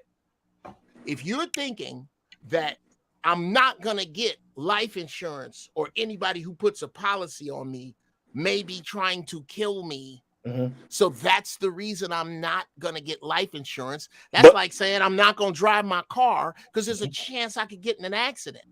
No, but here's the thing. A lot of people just don't. I think these people that y'all talking about has like a history, and one thing a lot of us know, we don't have trust in the government, and one thing for a lot of people is that we all believe that America ain't gonna just give you something for free. Like when them stimulus checks, a lot of people thought it was gonna be, oh, they came out with this, it's finna be, soon they gave us the stimulus, inflation finna happen, they was coming out with all kinds of stuff. So it's the trust level of based on the government itself past history, the reason why people got that doubt. But we all know they ain't what gonna makes give you you nothing for free. What makes you think that when you're paying for Aaron. insurance, you're getting something for free? Yeah, you're viewing it the wrong way. I don't understand what I don't under. Okay, here's the way insurance works. Insurance is the biggest pimp game in the world because I'm making you pay for what might happen. Yeah. Okay. So as long as this is how crazy this is. Do you know when insurance companies make money? When nothing happens. Right. They're cleaning up when nothing happens. Well, this is the point I want to correlate to. So this is where I'm tying in. This is why I want to know what you guys think about life insurance. Do you think it's fair that people can require PMI, things like that? Because I heard this video, and I don't want you to take this clip, and I don't want you to take the entirety as to be the whole thought process. But some of it is interesting to me, and I want you guys to hear some of the thought process of it. Quickest way to actually get rid of inner city murders and violence? Go out and get everybody insured. If every person in the hood on my shorty, if every person in the hood had life insurance, it would no longer be what's the mayor doing? Because now Wall Street is impacted, right? Money run this world, let's be honest, right? Like we see how people could get canceled real quick, right? It's like money runs the world. And so the moment people start messing with money, it's like, wait a minute, because allegedly, I like how you allegedly a lot of guns was dropped into our hoods, a lot of drugs was dropped into our hoods, allegedly, or we could call it a fade. That ain't allegedly. All right, cool. All right, so I'll just. But if you ask yourself now, what's the way to rectify that? Because if shorties and them ain't gonna put the guns down, they can't get. You had Trump saying, we gonna send the what are you saying? We're gonna send the National Guard to Chicago to patrol. Listen, man. The way you get that done is when Wall Street say, wait a minute, we got to stop this. Now, I don't want you guys to overly take every single thing that he said and play, but I want to play off of that thought process. Meaning, this is what I propose. We, the government, and I want to see what you guys think about it. The government already takes care of people in the inner cities, right? Via all type of benefits, right? What do you think if the government I don't want to say by proximity, but let's just say if you are section house based, you're inner city based, you're on government housing programming, etc., that they have a requirement that there is life insurance on everybody in that project, that area, right? The children, the parents, whatever. And here's the kicker, right? The government also gets paid along with the family members getting paid, i.e. the guardian, or for example, a 13-year-old gets taken out. His mother, father, etc., whoever is the guardian of that family, will then get paid a life insurance policy. I'm going to give a arbitrary number like $200,000. The government would get a percentage of it because they're the one kind of like fronting the bill for it.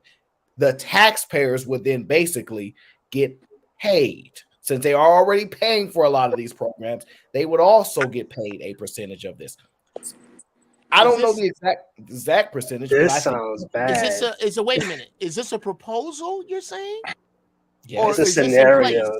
Is this a scenario? This is a scenario. This is a thought. And I'm wondering what a thought experiment. Yeah, I tell you who's gonna have a big problem with that. The insurance company. Mm-hmm. Okay, the insurance company is in place, number one, for rich people to have a place to dump their money. Are you saying that insurance company can deny you insurance based upon what reason? Any reason that your life is not in danger as much as one person. Brother, so they will. What are you asking why you can be denied insurance? No, I'm saying 100 reasons.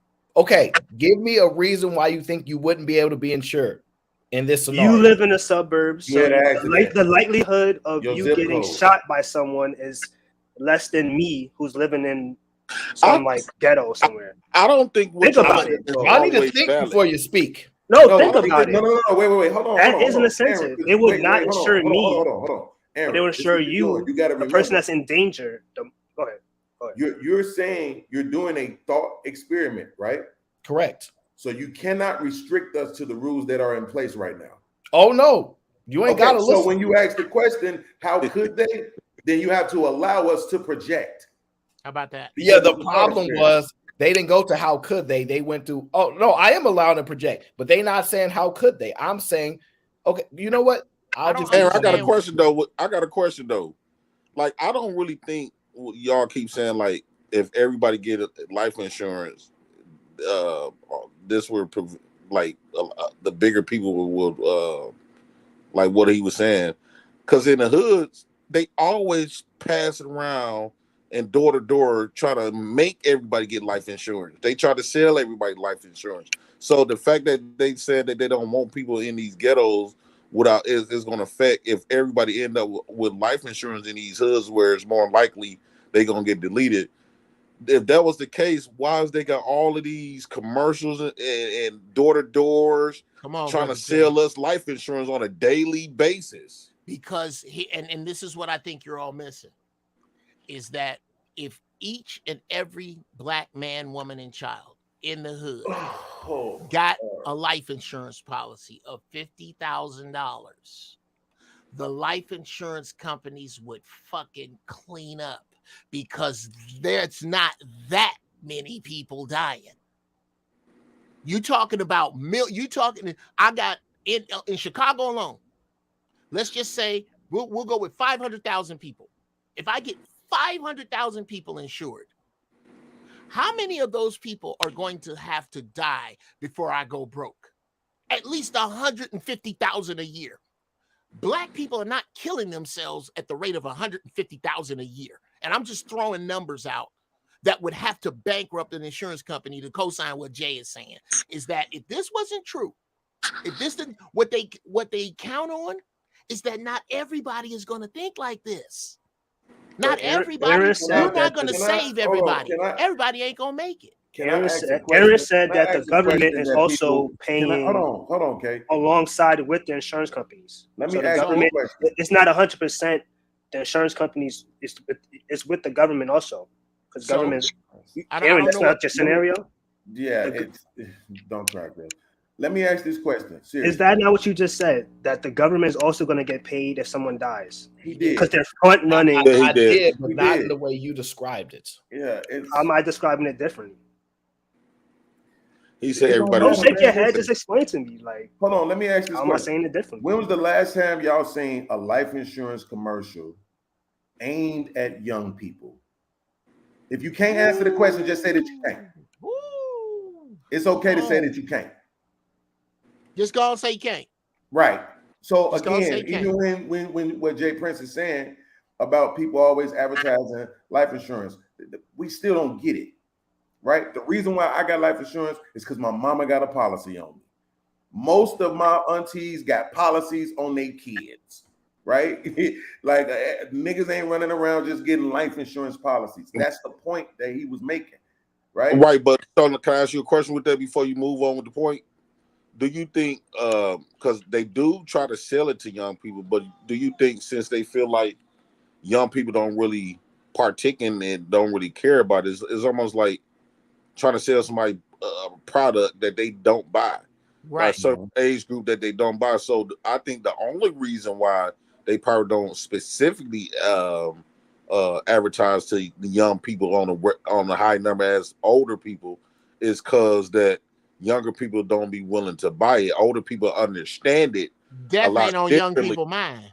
Yeah, it's not. It's because we think when you're young, you think you're gonna live forever. You don't think you're gonna get deleted and all this other type of stuff. So I think that's the only reason why they won't. But if young people wish to would, if young people did understand it, understood the concept of it, and they was purchasing it, then they will be heavily advertised to anybody that's willing to buy it. I don't think they discriminate. But the point is sales is sales. That doesn't change the point, right? I understand what you and Jeff are saying. I do, and it makes a lot of sense because, like Jeff said, the death rate, the numbers, it's not that high, right? But I do think it would. I still think it would have an impact. I do. I think they would love to sell to young people because young people is dying way quicker than the older people now. It's especially in these. I'm saying in these certain communities because we was talking about the hood. Right. In the hood, the young people is dying way quicker and way more. So they will love to sell that life insurance to young people, but they just got to get young people on board. They know young people is a hot tamale. If the life insurance company can convince young people to get life insurance, they will definitely target the younger, because in those bad neighborhoods, like y'all saying, they know at least a large number is going. I used to sell life insurance. That's a reason for them not to, Jay. That's a reason for them not to. They're not going to sell policies to people they think are going to cash in. They sell policies to people who reluctantly know they're going to cash in. They So don't sell, why would they sell it to old people then? Because those are the people who reluctantly know that they're going to need it. What I'm saying is, if old people because we just admitted that old people is the ones, even though young people die, but eventually them old people finna croak out. So why would they sell it to old people if that's the case? You're missing the Jay. This is what we're saying. These are the people who will purchase it, but it doesn't mean they're gonna die tomorrow, right? They'll purchase it today at 50 years old and still live to be 75. 78. You see what I'm saying? So the insurance company got 20 some years of them donating this money, right? Before they even have to eventually pay off on the policy. So can I ask y'all a question then with that? Yeah. Because we know in the Black community, right, based on the food that we just eat, we substantially have diabetes and all this other type of stuff way rapidly than other communities. And when I worked in nursing homes for 13 years, different multiple nursing homes and group homes and assisted livings, I rarely see old Black people. Have I seen some? Yeah, but not as a large number as like with the other type of races. So usually like Black folks don't make it damn near out of their 60s, damn near. Okay. From based on our eating habit, our lifestyle that we grew up in with the stress, the cigarettes, the diabetes, living in places that had chemicals in the ground, all kind of mess. Yeah. So with that being said, is when y'all keep talking about the hood part, those they died just as fast. I don't know what point. Let me tell you. Hold on, Jeff. I'm gonna tell you the truth, bro. Like in the last few years, my mama has spent thousands. I'm talking $20,000+, bro, burying people because they didn't have insurance. Woo. Right? I had a cousin that just passed away. I think he was 2 years older than me. My mama had to put up 5 G's for that funeral because he didn't have 30 because he didn't bucks have a no month. insurance. Because he wouldn't take Starbucks money. Aunties, everything, bro. Putting up money, right? That's so what a all lot of these people don't be having insurance, bro. Yeah. Come on. I just feel like getting life insurance like Jesus is Let like me co-sign what life. Section 8 is saying. Yo, that's crazy. Big dog. Let me hit you right back. Let me co-sign what Section 8. What my man Section 8, that's my name, baby. Section 8. That's what he got up there. I gotta go with that's a fact. But he's to co-sign what he's saying. Every day, I want to say the weekend, but it ain't the weekend. Every day, if you drive around a big city, is somebody with a cardboard sign with a picture on it, out there with buckets, passing the hat for somebody's funeral that had $30 a month. That's a fact. And if you spent that $30 a month, instead of trying to figure out who's going to kill your ass while you sitting there with a bottle of soda and some Flamin' Hots, thinking, it's some niggas who looking to kill me for my insurance money. No, nigga. Ain't nobody looking for you but Verizon. They want their money. Ain't nobody looking for you on that level. We would be much better off, and we'd have far fewer relatives demeaning themselves out in public, trying to ask for money from strangers.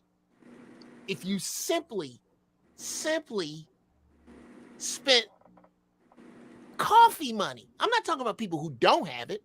I'm talking about people who do have it and don't spend it. You're being disrespectful to the people who are going to be left with your bag of bones. So if they was complaining about people dying for life insurance type of stuff, why did they offer it? Why did they come up with these life insurance in the first place? And you getting a big bang for a lower price. Like my auntie used to pay like $20-$30 a month. No, don't Jesus Christ me. I'm asking a question. Like why would they come up with this in the first place if they're going to be against it? If everybody going to try to purchase it?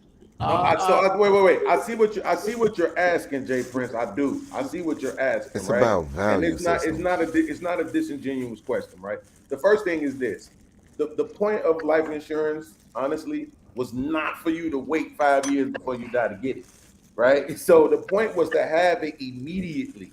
Some would even say at birth, right? Soon as your baby is born. You know what I'm saying? You put life insurance on them, you open up an index fund account for them, you do all of these different things, you know what I'm saying, for your kid. So for the insurance company, if the average, let's go with one of my favorite places, I think it's North Dakota, right? Because up there, the average the life expectancy for black men is 84 years. It's more than white men, white women, and black women, right? So let's go up there. So if you're gonna live to be 84 years old and a life insurance policy started you at birth, that's a lot of money. Right? Once you add it all up, that's a lot of payments. That's a lot of money for the insurance company before they actually have to pay out anything, right? So that's the point of the insurance policy. It's not supposed to be something you only have for 5 years. It's actually supposed to be something you have for a lifetime, right? But then the second part of it is what they're trying to suggest, and that's why I said, Jay Prince, you made a point, and then Jeff brought it home too. I get what y'all saying. It's not that many deaths, right, in the inner cities as it pertains to the youth, because that's what he said, the shorties, right? It's not that many of them. I'm the one who argues that people, you know, exaggerate the number. Oh man, Chicago is the worst place in the world, and they need to send the National Guards in there for 500 murders. 500. It's 3 million people there, right? 800,000 black people there, 500 black murders. And you saying let's send in the National Guard, right? So it's kind of overblown to that point, right? But I'm still saying in that specific area though, yeah, I still think I could see them saying, yo, we're not trying to pay out this money.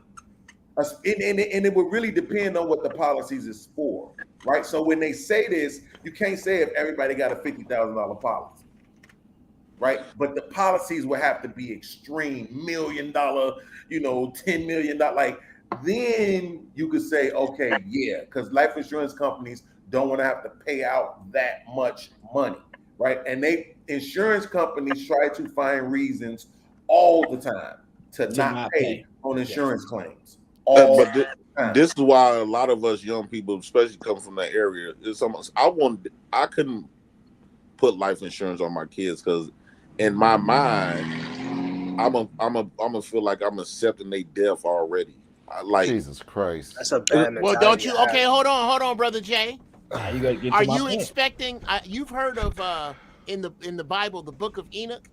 Enoch is the only man in the Bible to make it to heaven without dying. He walked straight in. So what you're telling me then is that you are not willing to accept that your kids are going to die. They're going to die.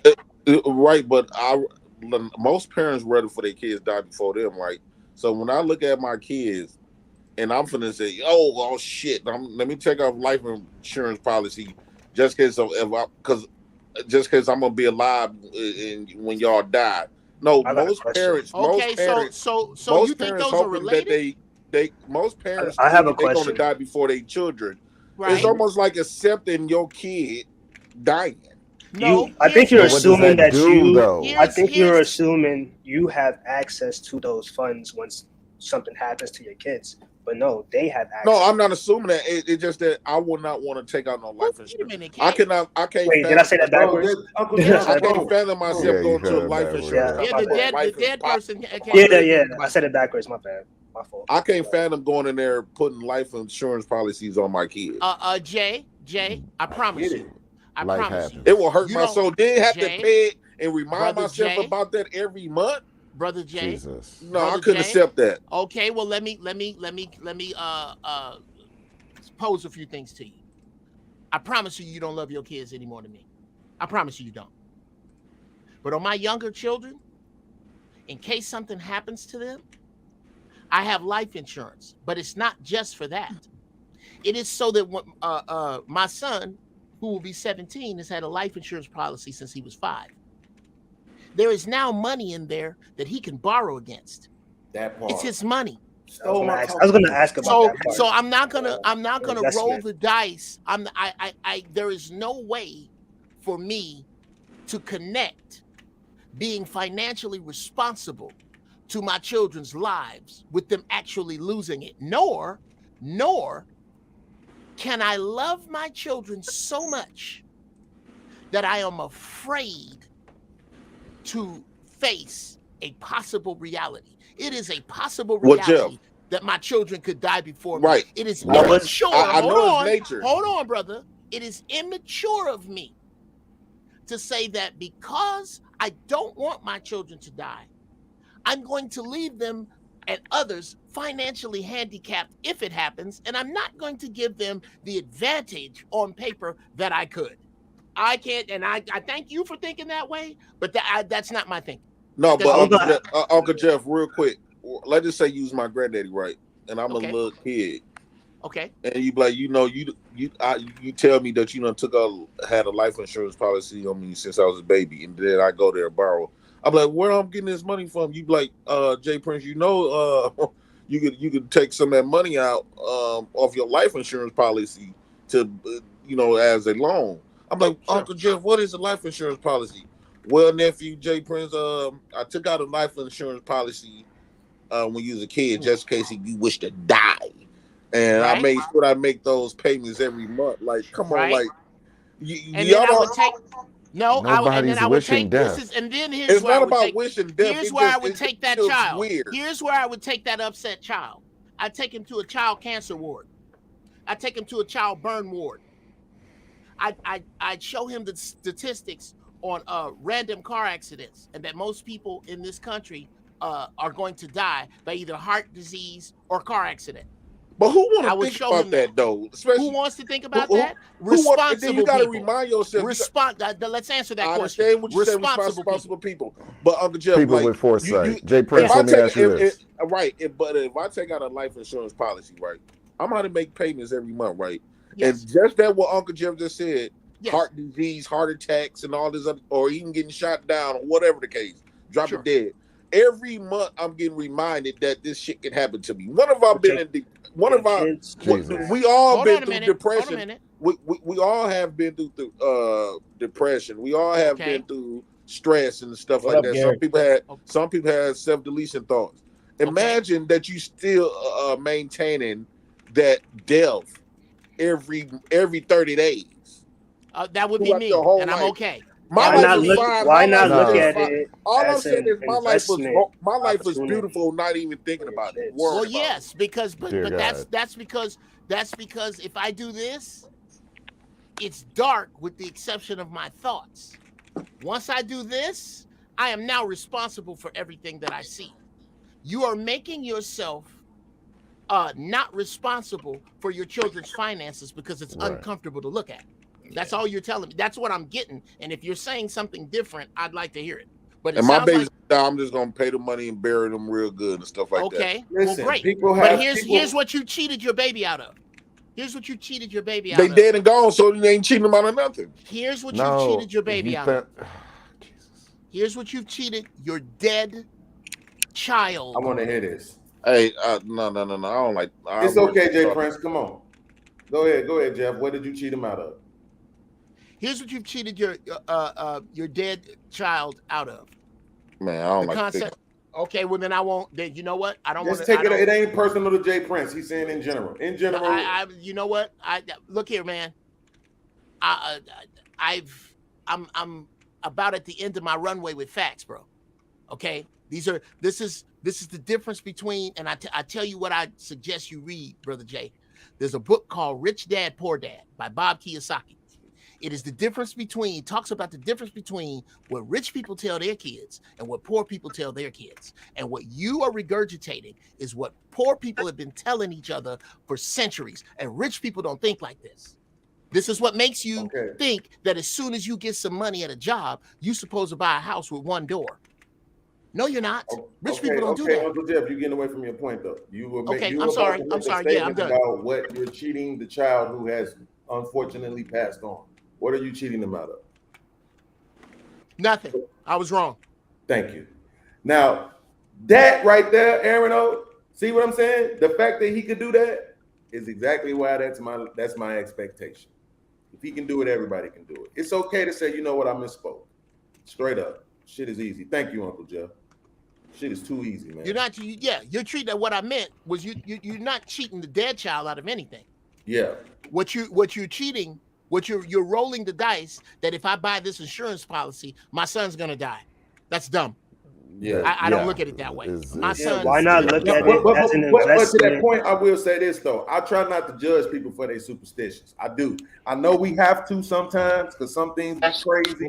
I know everybody knows step on the crack, break your mama's back, right? To this day, I still don't step on cracks.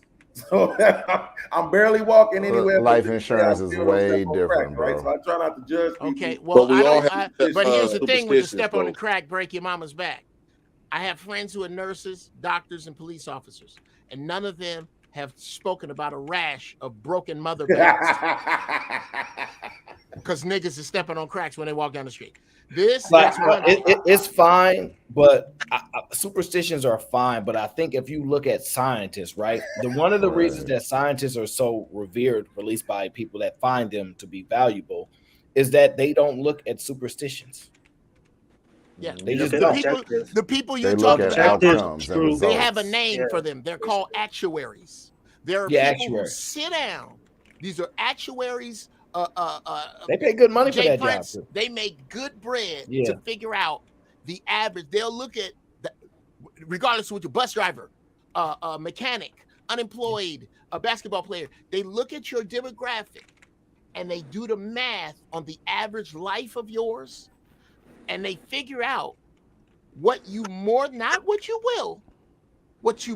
likely will die of and when.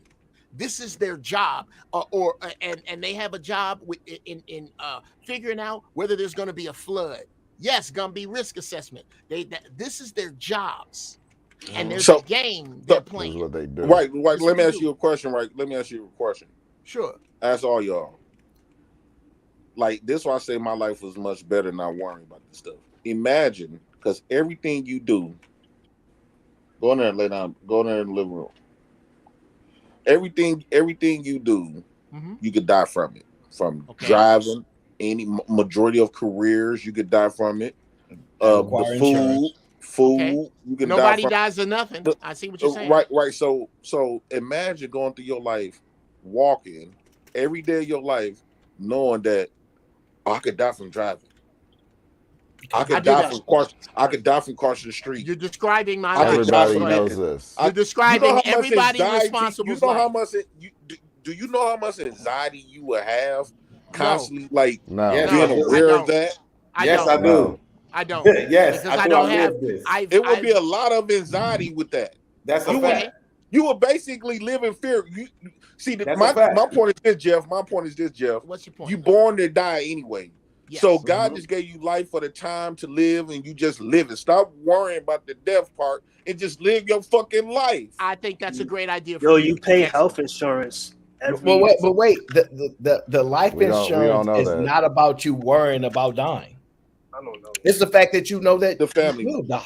And this is why stoicism is important. Do you wear a seatbelt, Jay Prince? Great point, Aaron. No, I don't. Oh, okay. Well, then what else are we talking about? What else are we talking about? Because I don't want to. I ain't even got no seatbelt on. What y'all teaching without realizing is being aware of death. That's okay. Of your death, and you also teaching a lot of fear. When people think, you might not think it, you might overcome it. But if that's stuff what y'all pushing, they adopt what y'all saying. You know how many people will be living in a lot of fear, scared to even walk out there. So Jay, hold on. One second, Jeff. I got you. Hold on. So Jay Prince, let me ask you this question. When you say, do I know a lot of people?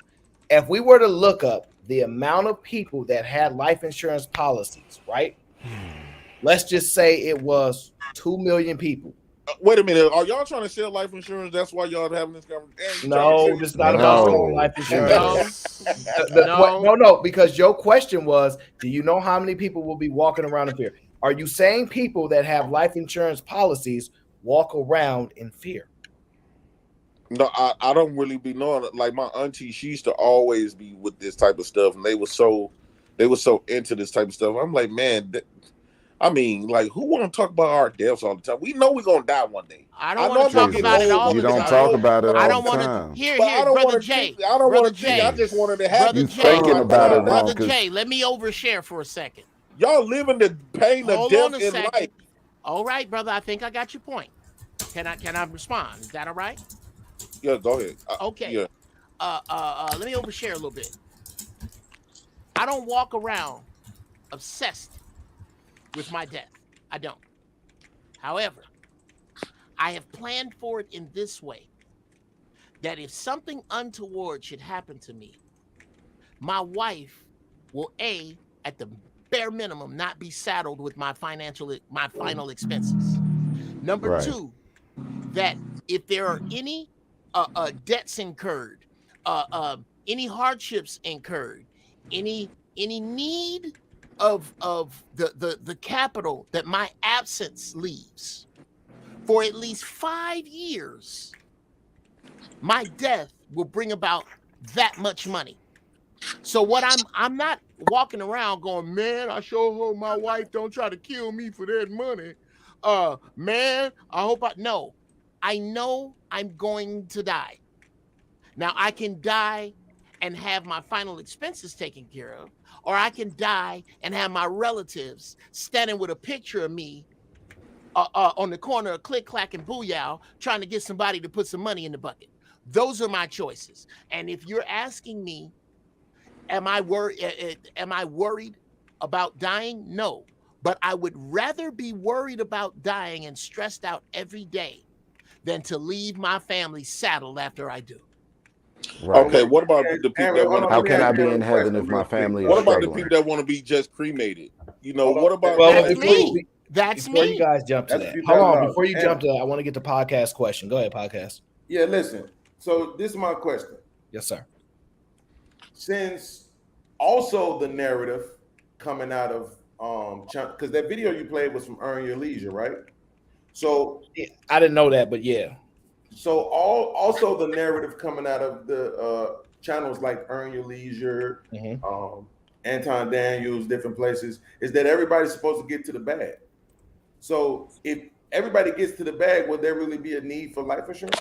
Yes. Because there's a two part for that. Life insurance plays multiple roles, but the primary role that people may be familiar with is that, let's just say Uncle Jeff is the bag getter, right? The insurance is to replace his inability to go get the bag anymore. That's literally what it's designed for in that particular state of us breaking it down. So if Uncle Jeff is getting this money and we don't have Uncle Jeff anymore, it's designed to be the bag now that he can't be the bag anymore. It's literally designed for that. But why would we need him to go get the bag? If he had the bag, he's leaving the bag to us. We bagged out. Here's why. Because the bag I left is not supposed to support you. The bag I left is supposed to set a foundation for my great-great-grandchildren. That's what I'm doing with that bag. Your everyday will be replaced by with this money. Me taking care of the everyday will be replaced by this money. But the money I'm getting every day is unless I'm living hand to mouth. I'm not talking, and again, this is why this might be different. I'm not talking about the way common people spend their money. Common people can continue to spend their money common, okay, but don't invalidate the way uncommon people spend their money. And this is the way that wealthy people stay wealthy. Now, you can say it works the way okay, fine. I come from the same people. I come from the south side of Chicago, and I did not get this level of thinking from them. I got this level of thinking from people with way more money than me. That they don't think like this. I didn't know you was from Chicago. Brother, born and raised. Oh man, I'm glad I don't think Hold on, like so Aaron, but like the way how y'all describing how this is why I'm asking that though, right? They're using insurance as a financial tool, another financial tool. Thank you. This is the thing I'm not understanding about what you're saying, Aaron, because it sounds like you're reading out the manual. I'm asking for the logic. Jesus. Okay. Right? The Okay. logic To me, You asking me? No, Aaron O. Aaron O. Okay. Yes, because first of all, when we say bag, are we just talking about money, or are we talking about the businesses as well? It depends on who. All of it. So you can say all of it, but it depends on the person and how they get that bag. So that person may get a bag this way. This person may get a bag through business. It may be different areas. It is to have a level of protection when they can't go and get the bag anymore. Okay. Right. So let's say, what's your boy name? Well, damn, he ain't got no kids. But let's just use Zuckerberg. I can't let this like Zuckerberg dies. What kind of money is the insurance company paying? You said Zuckerberg? Yeah. What kind of money are they paying out? He dies. What kind of money? It depends upon what he has looking lined at it up. wrong, man. If If you're depositing $30 into an account, it doesn't even have to be an insurance account. You're still saving money over time. He's probably has his own. Thank you for making my point for me, Kay. But it's the same. It's the same concept. Wait a minute. Are you saying that he doesn't need insurance because of how much money he has? No, I'm just saying. No, I'm just saying that. No, not you, Kay. Oh, okay, my bad. Not you, brother Kay. That is a fact. Okay, podcast. And Kay literally just made that point. If I may, here's why that is drastically financially out of line. I think it's Oladipo Lake. I think that's what that said. Forgive me if I said it wrong. Sorry, Uncle Jeff. If your assets can't cover your funeral, then you are common, bruh. Let me explain something to you. Only common people think about covering their funeral expenses with their assets. Why would I want my wife to sell my house to cremate me? So yeah, you get the policy for that coverage. You literally get the policy to cover estate costs and things like that. You don't. What you're telling us, podcast. Talk to him, Uncle Jeff. What you're telling us, podcast, is about the scores of rich people you don't sit down and talk to about money. Uncle Jeff got too much. I don't know anybody. Uncle Jeff, I don't know we had anybody. This discussion. Come on, but let's demonstrate this. I don't know anybody. I know. I'm trying to tell. Let me explain something to y'all. I know. And this is not bragging. I can fill a short school bus with the millionaires I know, and not one of them has an insurance policy that is under double what they own. Not one. Okay, so thank you for making my point, right? Which was that because it didn't make sense. But he answered your question on podcast, so I understand your question. No, and I'm not making your point. Your point is I got $60 million. What do I need insurance for? I don't know anybody with $60 million that thinks like that. Yeah, if they have a net worth of $60 million, they're trying to get $120 million worth of insurance, and they may not put it on their bodies, but they'll put it everywhere so that they have access to double what they own. And this is not something I'm just pulling out of my ass, brother. I am telling you to find some rich people to talk to. Okay, absolutely. Wait, first of all, hold on. Time out. The condescension ain't necessary. Everybody don't understand everything. You got my man on the panel telling you he don't want to get a life insurance policy because he don't want to think about death. Okay. Everybody don't care about this shit. What I'm saying is, if we're literally having a discussion where we talk about insurance companies not wanting to pay out, you're saying right now if a person is worth $60 million, they can get insurance for $120 million. Easy. That's not common knowledge. Right, so that's why I'm giving it to you because you're speaking common. Uncle Jeff, be careful of judging people for what they don't know, or what you do know. I haven't judged anyone. I haven't judged anyone. I'm saying, talking about the millionaires and all that shit, find some millionaire friends. It's neither here nor there. I'm learning right now by sitting down with you. I don't need to talk to a millionaire. No. You're pushing back. Let me land my point. You're pushing back. I'm trying to cross the street and this car's coming. Yes. I'm trying to cross the street and this car's coming. Here's the logic mobile. I just have my own point. That's it. I just have my own point. You made yours. Right. Okay. So what I'm saying is that's not common knowledge, right? If the average person thought that that's how they could do it, they could say, "Yo, I make $100,000 a year. I can get $200,000 in insurance." I think more people will probably get insurance. I don't think that's how people think about it, right? We see people struggle with getting insurance payouts, whether it's car insurance or life insurance, all the time. My little brother can't get life insurance right now because he was in a car accident where he was debilitated and had to relearn how to walk, talk, speak, everything all over again. They won't allow him to be insured. So that is the type of experience that normal, average, not millionaire people have with insurance companies. So forgive a motherfucker if they don't know that you can have $60 million and get $120 million in insurance. They're much easier to forgive. They're much easier to forgive when their minds are open. When you speak, when I speak, I didn't push back on that fact, Jeff. I'm didn't. pushing back. That's what I'm asking. Hold on, y'all. That's why I'm asking you to stop, because I didn't push back on that. When you said Jeff, that, it brought clarity to me, and I said, "Okay, thank you for making that point for me." Because at the end of the day, that makes sense. That was my point. What the fuck is the point of me getting $1 million payout when I got 60 mil? That was going to be my question to Aaron if I could have fucking finished it.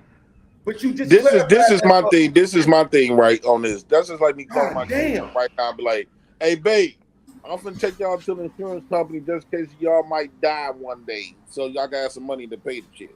Thank you so much, baby, for thinking of me. Hold on, guys, slow down. One second. Thank you so much for thinking of me, baby. Is what she should say. Yeah, no, wait, hold on. I want to respond to this. Jay Prince, do you think people talk about their kids and let them know you're gonna die one day? No, we don't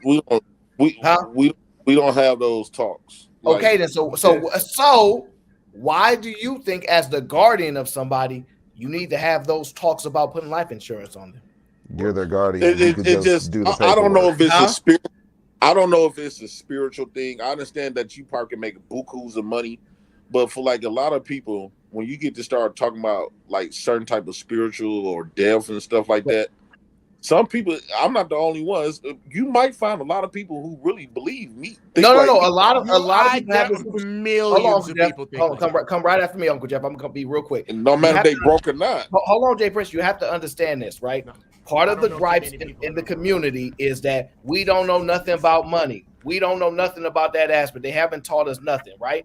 But if we keep relying on our old habits of superstition instead of what Jeff is saying, what I am trying to highlight is that we have to do something different to get a different outcome.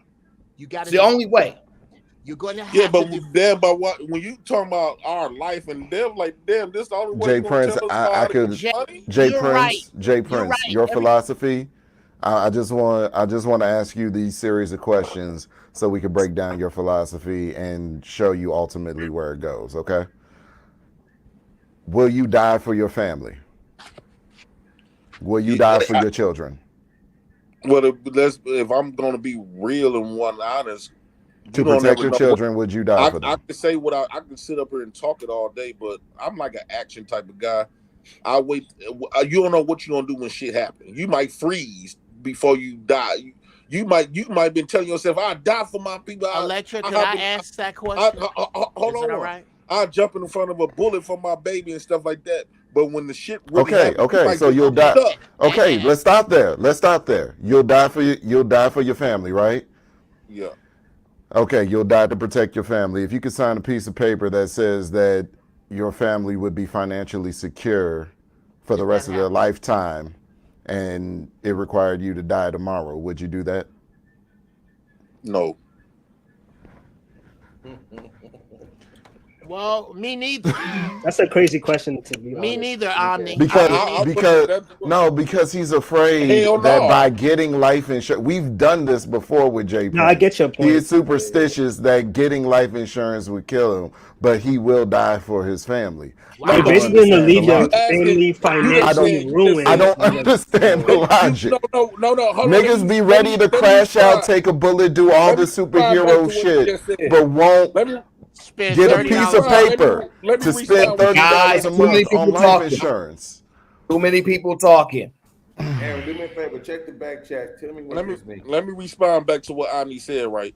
Omni, what you basically saying is if I sign a piece of paper and my family could be financially straight for the rest of their lives, but it requires me to die tomorrow, which is I became a price tag. They cashed me in for $1. And I actually I got Chicago guys that some people deleted their own mamas for that bag. Now they don't got their money no more. Now they mama. So you're speaking out of fear. No. So would you sign require you to die tomorrow? For your people. If my family could be financially secure for the rest of yes, I'm signing on. I wouldn't because there are other ways to make sure my family is financially secure. Man, y'all pay so much value. How can I be in heaven, gentlemen? How can I be in heaven looking down at them struggling? Okay. See, Well, I mean, that's your mentality, and it's kind of different from I'd like ours. to answer that. But nobody. Okay, let's answer that. If you find yourself in heaven looking down on your family struggling, you're not. It's the donut spare way to change that. This is a movie. This is a movie storyline. I'm gonna kill myself so people get money. You don't have any other plans? Bad idea, yeah. I have a couple of other plans. If somebody told me that my family would have $20 million if I kill myself tomorrow, I'm not going to kill myself for their solvency when I have plans that don't involve me dying that do the same thing. I understand that, Jeff. I made that extreme example because Jay Prince is the type of dude to crash out in order to protect his family. I understand He's the type of dude to crash out possibly for the bag. You also said that there's a number that you would allow yourself to die for in order to make your family. Not a particular number, because what would be financially stability for every single one of your family? No, just members? your family. What is the number? Yeah, like how valuable is your life to your family if you die? You're putting a hold price on, guys. tag 1 second, guys. Moderators, please put lip plastic spoon in detention consecutively for the disrespect. I will have no disrespect. Your family might think your life is invaluable. There's no price. There's no price that they will ever take for your life. I mean, hey, I want to ask. You're setting like a.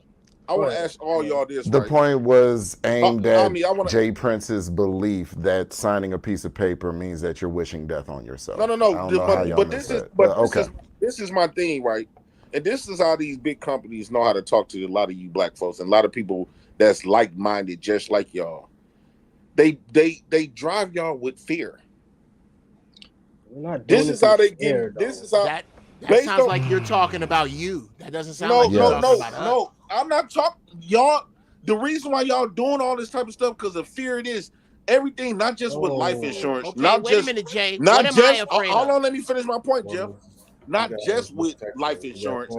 Every time I talk to listen to y'all whole lives, even when we talking about you scared to have kids because of this. You got to have a lot of money to do this. You got to get married to do this. You need life insurance to do this. That's incredibly y'all vague. live in so much fucking fear. That's incredibly vague. It is so and people with companies understand that y'all live in fear, so they making money and making, like you said earlier, Jeff. They hoping with people that's buying these life insurance policies, right? They knowing that you're not gonna die right away. But since they done pitched this to you, you spending all of this money for years, and you making all these people rich because they capitalize off your fear. And when it's time, wait. When it come down to them paying you this money, like y'all all just admitted, these insurance policies, you got to go through hell and truth and socks to even get the money. So they true intentions was to capitalize off your fucking fear, and they doing a damn good job of it. Okay. Does anybody else? Okay, yeah, I'll go last, but I'd really like to respond to that. All right, 2 seconds, Uncle Jeff. You hit me on a lot of things, but real quick, I would just say if you ever sign any type of insurance policy, read it and research what every block means. And that's what gets people tripped up with insurance. And just ask questions about how the payout's going to come. In that's what gets people tripped up when they said the insurance company was going to pay, because they didn't read what they signed. They really did not know what they signed. But I'll let Uncle Jeff go. Y'all hit a lot of points. That's why doing good. Okay, Brother Jay, I'm not going to ask you this in questions. I'll make it all declarative. I do believe that the young person, I believe it was a young lady that I saw in the background that you told to go in the other room, I believe you love her with all your heart. Oh, here we go. I believe.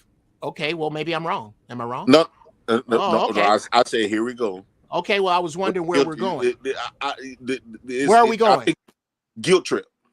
No, no. Sending me on you a know guilt what? trip. No, brother. That's how they manipulate y'all. Y'all manipulate me with my love with my kids and stuff. So to prove your narrative. Jay, y'all like to Jay, try to.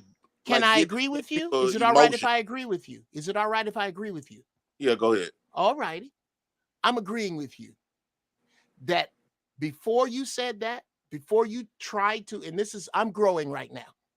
Whenever somebody gets psychic on me from now on, they right. Why am I doing this? Jay, you are right. I was just going to try to browbeat you into fear over your child. I think you are exactly right about how you feel about insurance, because the concepts that you keep outlining it accidentally. I don't think commonly about money. I don't think like a commoner. God bless the commoners who think like commoners, and fuck you for trying to stop them. Okay. Fine. Don't buy any insurance. Yep. Handle your shit your way. So wait, let me address this. Let me address this super chat. What are we doing? $5. We have to learn that we can't save everyone that has the JP mindset. On. Just let them crash and burn. Motherfucker, Deb, who's you saving? Like, these motherfuckers be really thinking they doing stuff. Who the fuck is you saving? Here's who you're saving. You're stopping a girl that looks just like the one that was in the room from having to stand on the corner of 69th and Stony with a fucking bucket to get somebody to bury her daddy. That's who they saving. Well, let me ask this question. Let me try this real quick, Jay. Wait, hold on. Let me try this question. And I'm not going to talk about kids and nothing like that. You know, I don't care about that. Let me ask you this. There are people that were They sound like they're trying to sell something now. Wait. Focus on the question. There are people that have been wrongly in prison for 50 years, right? Yep. They get out of prison and they sue and they get awarded money. Yep. Do you think that money is ever enough to justify that lost time? No. Okay, so I want you to look at it like this. God forbid we lose our grandmother, our mothers, our children, anybody that's close to us, right? Because, I mean, after death ain't no coming back. However, the very next best thing you can have to them coming back is money. Yep. So if I know I can't get you back, I would rather that, but that is not an option. So, and let's say somebody takes somebody from me, whatever the case is, I can't get them back, but I'm going to sue. And I'm gonna take that $500,000, that $1 million. I'm gonna take that. It ain't gonna never be enough to justify anything, but I'm gonna take that because it's either that or nothing. And which one would you prefer? Okay, I could see, I could concede with your point. A lot of people don't say the money, but this is why when y'all people who men like think like y'all, this is why y'all wives be like, this shit is tempting. Okay, you know we. Let the joke go. I'm making a joke out of them. But at the same time, like, man, just hold on, real quick, Jay. Let me get this straight. You're not accumulating assets because you're afraid your wife's going to kill you. Why is it that fear, Jeff? It's fear. I was making earlier, right? So he's a billionaire, right? Why would he only have a $202 million life insurance policy if he's a billionaire? Because according to Jeff, if you got 60 million, you can have 120 million policy. So if this guy has $1 billion, why doesn't he have $2 billion in insurance policy? He's allocating the rest of his money to run his business. Would you like to? Damn it, is your name Aaron O? It feels like you aimed, but you call my name, so I'd like to answer that I question. said according to Jeff, because you're the one who made the statement. Last. So that's not me addressing you. That's me addressing Aaron O. I'll answer last. Yeah, can you repeat it? I'm sorry, it was a little bit. So there's a billionaire. I'm reading about this billionaire who has a $202 million life insurance policy. The world record, right? Yeah. So I'm trying to understand why, if he's a billionaire. Like, I don't know how many billions. Let's just say he has one. Then why wouldn't he have a $2 billion life insurance policy? It's a difficult thing to answer, but I would say there's a lot of things that go into that. But ideally, the focus is we understand that they're not in dire need of money per se. However, the way that their minds works is that we need something to pay for everything. And I don't want this particular thing to pay for this. I want this to pay for that. So if I know that there's going to be a state cost and other costs and things like this, I'm going to find something that can pay for that without having to liquidate or attack other assets. Okay. I'm not saying that doesn't make sense, but so let me ask you this question. Would you say that in some sense that insurance is assistance? Yes. Wait a minute. So even millionaires take assistance? Yes. Absolutely. They take more assistance than the number one. But y'all laugh at the bottom ones that do it. The number one, no, we laugh at the bottom ones that do it because they do it wrong. The number one group of Section 8 owners are rich Hasidic Jews in Brooklyn. So let's stop. Let's wait.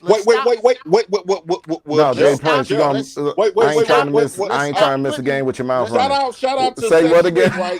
Say it again, Jeff. Shout out to Section 8 for bringing up this good point. Brooklyn, wait, don't say the J word, Jeff. Don't say the J word. Aaron and Jeff, right? In the city of Brooklyn, New York. Okay.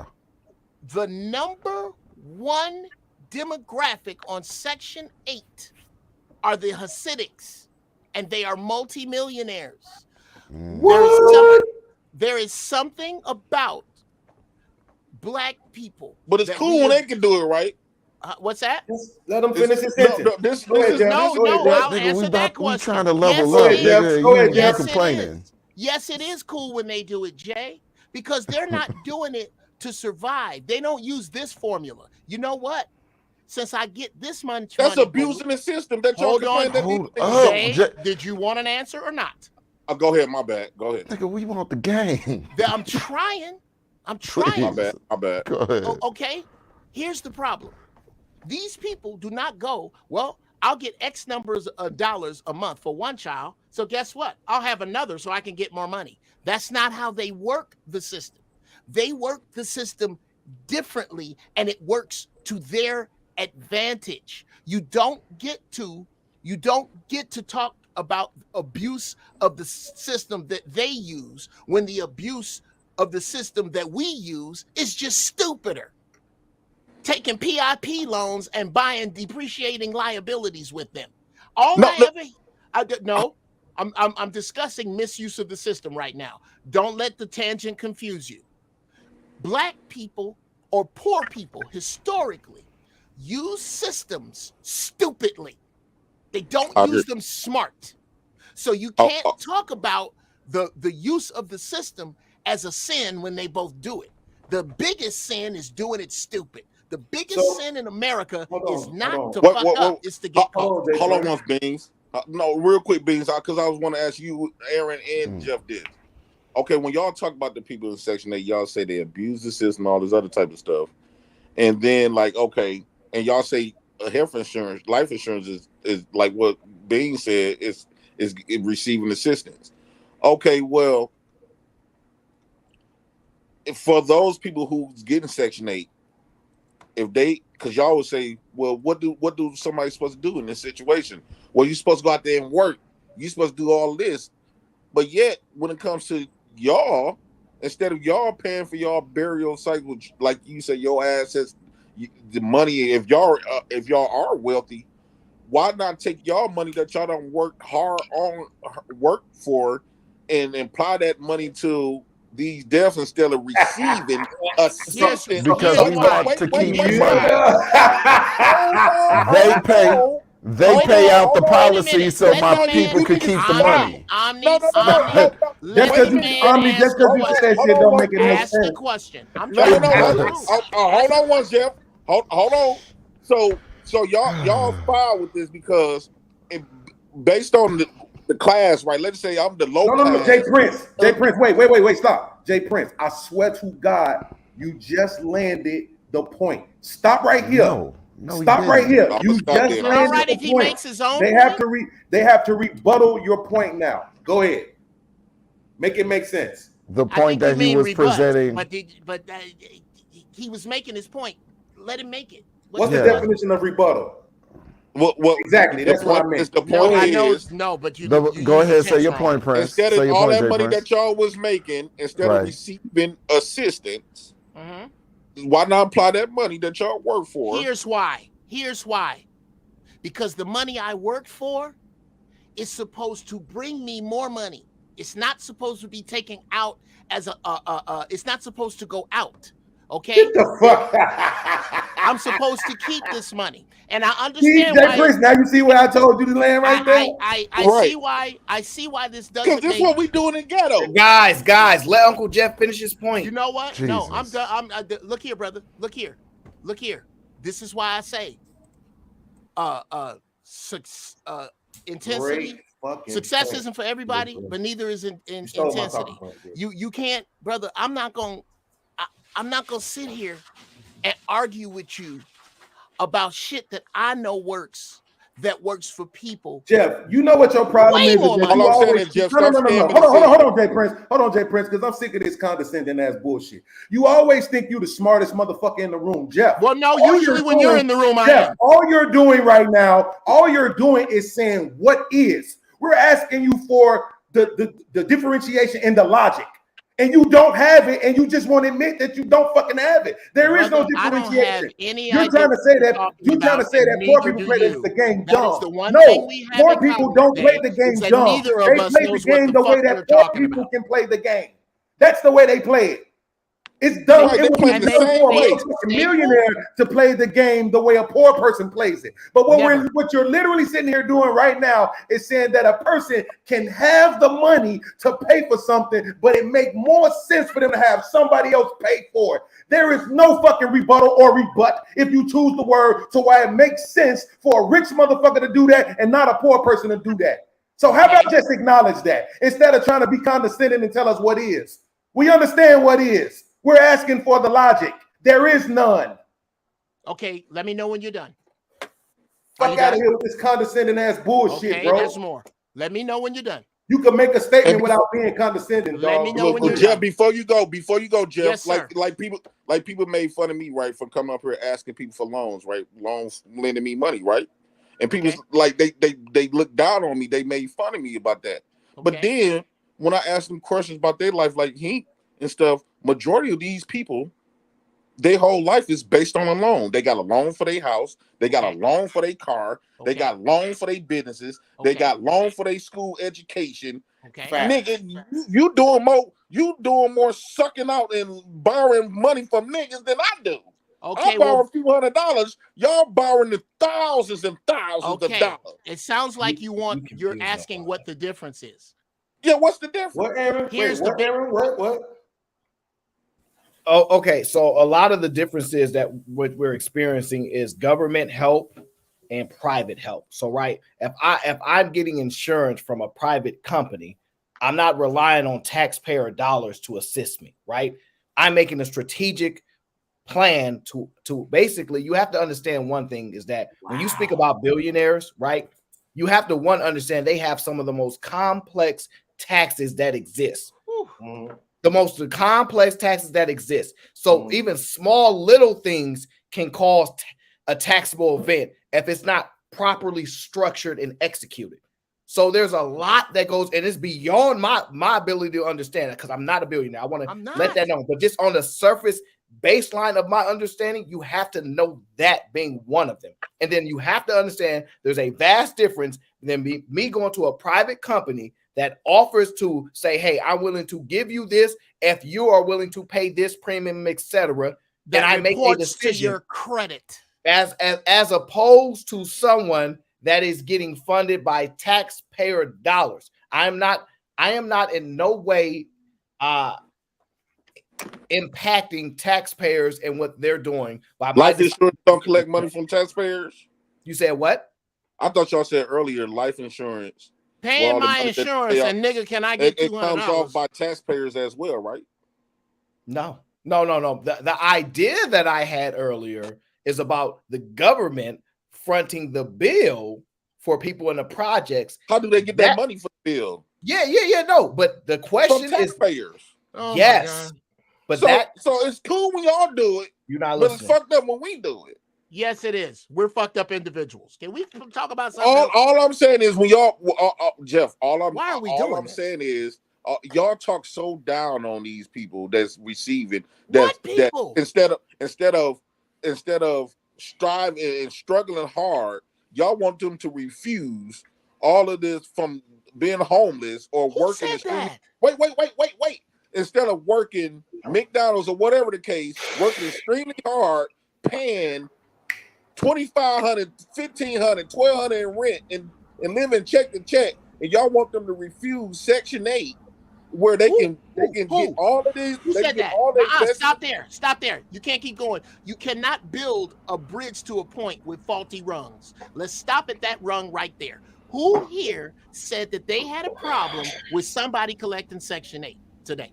Who? Aaron that's his main talking point. No, that's not what I asked. Who here? I'll ask again. They laughed at Section 8 for that. Brother Jay, could I please ask this question? Nobody not Aaron Bob said no, but that's not what you said. You said that y'all had a problem with what I mean by y'all. Section 8. Okay, I'm not saying the men on these panels, but Aaron know what I'm talking about because we got a long history of these conversations. They laughed at Beans for saying he came out and said he was on Section 8, and Anton, everybody, shout out to Anton. Yeah, I'm dropping names on this one, but everybody was sitting up there making fun of these people that's on Section 8, even Beans and all this other type of stuff. But then when you start digging deep and realizing, like, dog, y'all is no different. Y'all I never make fun of. Let me explain something to you. There's a huge difference. I never make fun of people on Section 8. I don't know. Let's say it happened. You don't know me for that. You know me for discussing. You said my issue. You know me for discussing my issues at the bottom, but not about making fun of people. Your point was you consider them being at the bottom, and then you said instead of helping them, help the mid class. That's one of your points. Then you said that's correct. Those people need to be off the cliff. Like they ain't trying to do nothing with themselves, but survive off taxpayer dollars and all. And Anton complained. He went on Dr. Phil and was extremely pissed that he participated with his tax dollars. He don't know exactly how much he paid into Section 8. Boy, since the government told him that he paid a little bit towards Section 8, that's the only part of his taxes that y'all support. That's the only part of y'all taxes that y'all want to go after and feel extremely pissed that y'all helping people off with Section 8. But y'all do the same shit. Okay. Could you? So what you're y'all saying? Some high class bums. Hold on. Y'all some high value bougie bums. Okay, that's fair. That's fair. But I'm trying to figure out. We all bums up in here. I'm trying to but some of us just don't want to have our relatives standing in the hot sun with a bucket when we die. That's one of the differences. Number 2, man, people be getting buried in the hood. I don't know what y'all talking about. Jay, is it all right if I speak? Yeah, go. My fault, Gio. Okay. Number 2, there's a huge difference between accepting Section 8 and accepting a bank loan for a business. Number 1, the money you get from Section 8 does not report on your credit, does not build legacy, does not build opportunity. If I find myself in the place where Brother Podcast was, which I do believe is some bullshit to make fun of a man's pockets because you shouldn't be counting them anyway. I'd have never made fun of him for that. Because that could be me. That could be me tomorrow. So I wouldn't make fun of that. I don't condone that. So pretty please with sugar on top. The next time you say y'all, omit my name from that. All right. I don't look down on anybody who's taking Section 8. Who I look down on are people who take Section 8 and get comfortable with it. Who take Section 8 and don't understand that this is supposed to be a temporary setup and that the Bible says the poor you will have with you always, but it don't name them. But Gio, Uncle Gio. No, it's Jeff. You do not know. Jeff, Jeff, you do know when I asked for a business loan from people on here, from my brothers, it got looked down upon from my brothers. Okay, well, did you? Okay, well, here, this man, let me help you out with that. They throw it in my face all the time. Okay, brother Oh, Jay, you scared to let help me in your help business. you with that, brother. When you ask for a business loan, did you have a did business you come loan? with a track record of other business loans you have had and other businesses you have successfully ran? No, Did you come with? Okay, that's a no. Stop there. No. I showed them evidence That's on not what how I was business doing. loans work. And some of them believe, brother. Some that's of not how them, you get some of them believed in me, right? But at the same time, they threw it back in my face and said, "Oh shit, okay, Jay Prince, brother, Prince instead of coming on these platforms begging for money for his food brother, truck. Guess what? That he ain't gonna Wells get. Fargo, Chase. Are you telling me that I can't trust blacks and go to whites? No. That's not no, what no. That's not the point, You know Jay what? Prince. In a minute, I'm gonna stop trying to tell you. you. Had the point before. Stick with the earlier point that you had. Go ahead, Jeff. Jesus. I mean, shit. It sounds. You know what it feels like? It feels These like you're conversations drowning, becoming circular. but stopping me from saving you. If you don't want to hear this shit, I won't say it. It's not gonna make it any less true, and it's not gonna make it like I'm not like somebody else is doing this shit that doesn't have a hell of a lot more money than me. I'm not making this shit up. Now I'll try to help you, but I'm not gonna fight you with information I know to be true. If you need to be right, then fuck it, you're right. I was trying to help you on how to get some money for your food truck. If you don't want that help, fuck it. Now, no, it ain't that. Jay Prince just I can't tell you what it is. I can't tell you what it is, but I can tell you what it looked like. Well, give me 1 sec, Uncle Jeff. Give me 1 sec, y'all. I want to play this video because maybe this video has some leading into what Jay Prince is trying to say. Okay. If you're getting approximately 85% of your needs met with food stamps, rent subsidy, Medicare insurance, or Medicaid insurance, if you're getting 85% of your needs met, and then somebody came to you, an employer said, how would you like to work for 40 hours? And you're like, wait, work 40 hours to get 100% or do nothing for 85%. So you're telling me I'm going to work 40 hours for only an additional 15% more than I currently have. And you know what people said? I'll stick with 85. And what happened was now there was no way to get them out of that. And so now it almost like imploded. So now you have people that are like, why would I want to work for 15% more? I'm really content. If you're getting. And you know what? I just wait, Jay Prince, please hold on. I just want to say shout out to white men everywhere, bro. And you know what, Jeff? Leave it up to a white man to make it make sense, bro. Right, and you know what? And you know what? At times, sometimes. Well, first of all, wait. Leave it up to your me. job Hold pay on, less than Jay what the Prince. government Hold on. gives you. You can't be letting podcasts disrespect me. Like I'm the one that played the clip. But Aaron, no, sometimes the truth just feels better out of white lips. Wait, Jeff. Hey, Uncle Jeff, right? Uncle Jeff. Sometimes, a lot of times, you could be working 40 hours, right? Okay. And you would get, by the time your check would be more than somebody on Section 8. But by the time you get done paying your Medicare, your health insurance, your rent, your gas money to go back and forth to work, and car expenses just in case, whatever. Your car note, your everything, your kids, daycare, all of that. You is getting paid way lesser than somebody on Section 8. Why you think when C-19 happened, it was hard for people, and they was giving out all of that money. It was hard for people to go back to work because unemployment and everything else was paying them way more than these jobs was. No, I don't think that was why would you go slave and get paid less? Then you could just sit on your ass and get paid way more. I'd like to answer that. I guess Terrell, there's an answer for that, but and I'd like to give it uninterrupted, but if I can't. No, go ahead, bro. Okay. We don't mean no harm about this. No, I'm not taking it. I just don't like wasting my words. Okay, there's a great reason to work 40 hours and get less. The other 128 hours in a week, A week has 168 hours. You just told me about 40 of them.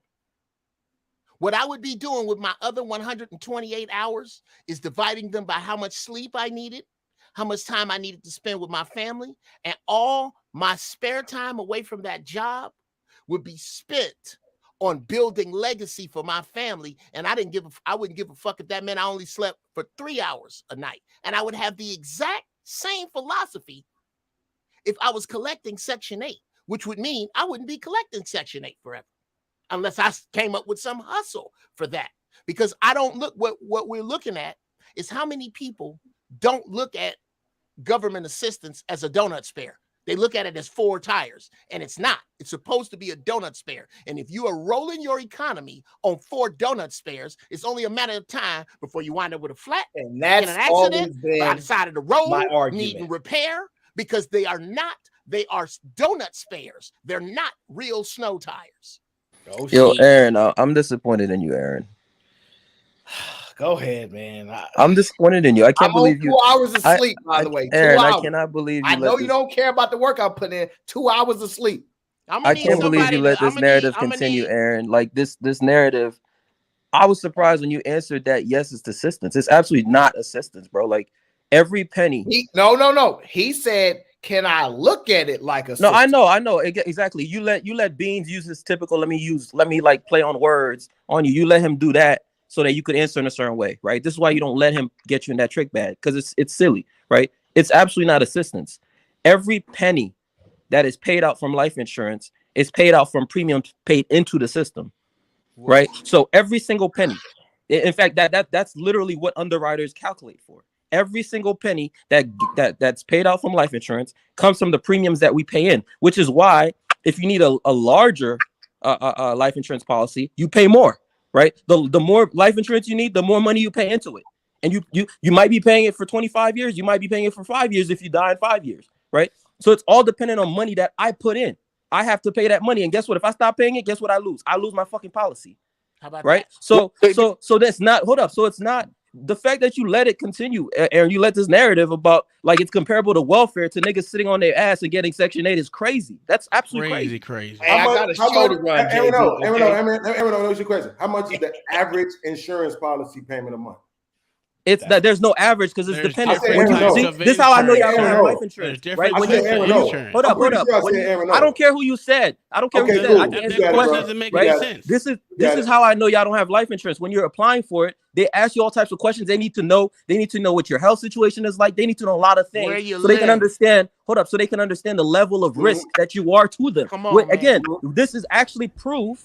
This is actually proof that it's not like welfare, because if you're somebody who's sick, guess what? It's gonna be harder for you to get life insurance. It's gonna cost you more because for them it's a higher risk for them. You are. It's a higher risk for them, right? So it's absolutely not comparable. So here's what they did, right? So just for the audience, I know y'all got your favorites and y'all don't like to hear truth, right? But here's what they did. What they did was, instead of accepting where it's the same, they're arguing where it's different. Right? Like but that's actually a critical aspect. I'm pretty sure when you was talking, I have to pay into it. I'm pretty sure when you was talking, I ain't say shit, bro. I'm showing you respect. Can you do the same? Be civil.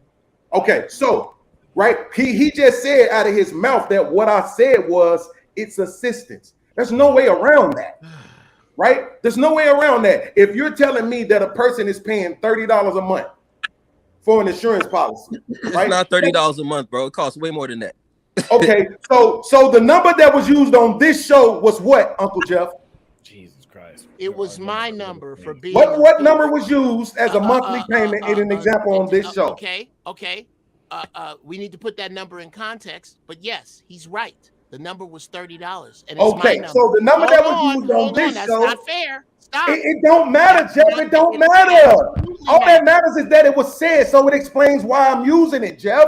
That's it. That's the only thing that matters. Nothing else matters. Bro, y'all listen, podcast just wants to make excuses for being on Section 8, I'm bro. not being Like, disrespectful. I'm just explaining. Wait, Jay Prince, please, bro. I've already got to talk over JB, Jay Prince. Please stop. My bad. Uncle Jeff, I'm only explaining why I'm using the $30 number. That's it. That's the only thing I'm doing is explaining why I'm using it. It was used on this show.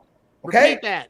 So So since we said $30 a month, right? Okay. So if you pay $30 a month, right, for a year, how much fucking money is that? That's $360 a year.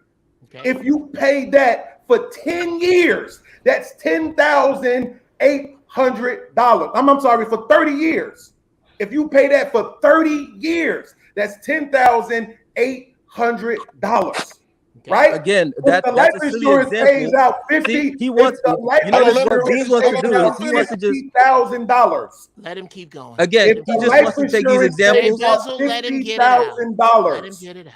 is that But the Uncle Jeff, total listen, amount we're of used to him over premium here. you We're paid? used to him, Uncle Jeff. This is what he does, right? I know. This All what I'm he does. doing Like is asking he wants to questions. use this You don't $30 like the example. fact that the questions I'm asking are not Guys. aligned with your perspective. That's on you. I'm not trying No, to that argue. actually you're just full of shit right now, right? Because How? you're using Because you're not $30. proving me wrong. You Guys. came up here to Guys, stop. Stop it. Stop. We got to be civil here. I'm not my ears. I'm on 2 hours of sleep. Really 1 hour and about 45 minutes. Not playing today. Y'all gonna be civil one way or another. Wow. Thank you, Aaron. Aaron, he's Fantastic. using $30, Aaron, right? And I don't know who said $30 or why they said it, but life insurance. Listen. It no valuable policy is gonna cost you $30 a month, right? So That's not true. But that's not his point because you haven't let him finish his point. He may be wrong, but we don't know until we hear his full point. You got to be fair now. I get the insurance policy. I'm paying $30 a month for 30 years. I paid in $10,800. Correct, Aaron? Yes or no? Mathematically, yes. Okay. The insurance pays out $50,000. Right? So I got more than what I put in on it. Correct? That happens with some investments. Okay. That's all I was just trying to make sure I understood that part of it. Right?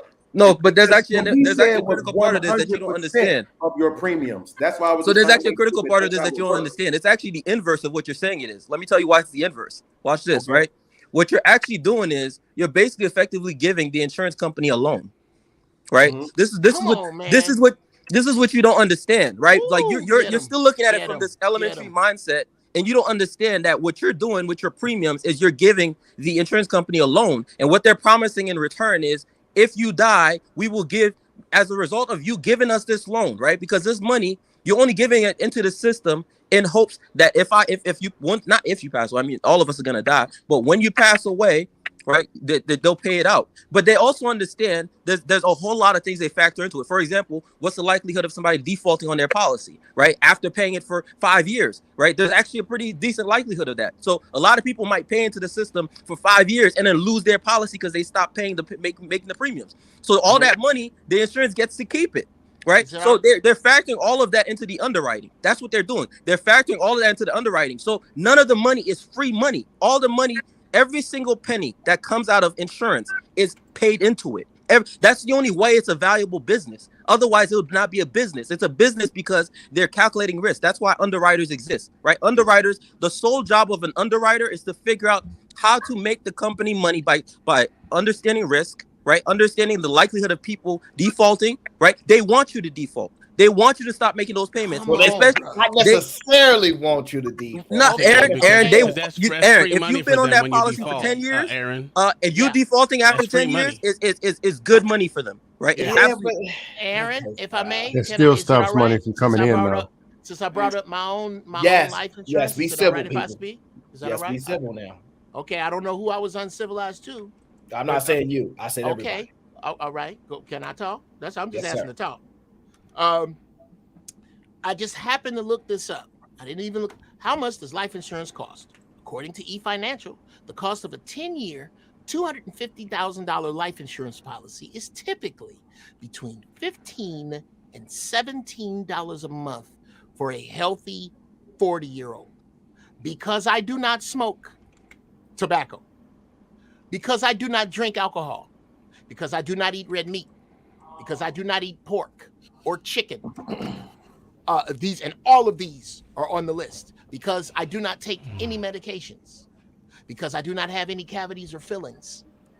At 58 years old, my life insurance policy, and I'm not going to tell you what the number is, but it's way more than $250,000, only costs me $30 a month, because the actuaries figured out that the money they're getting from me, which is something else you don't understand, is not sitting in a big bank vault.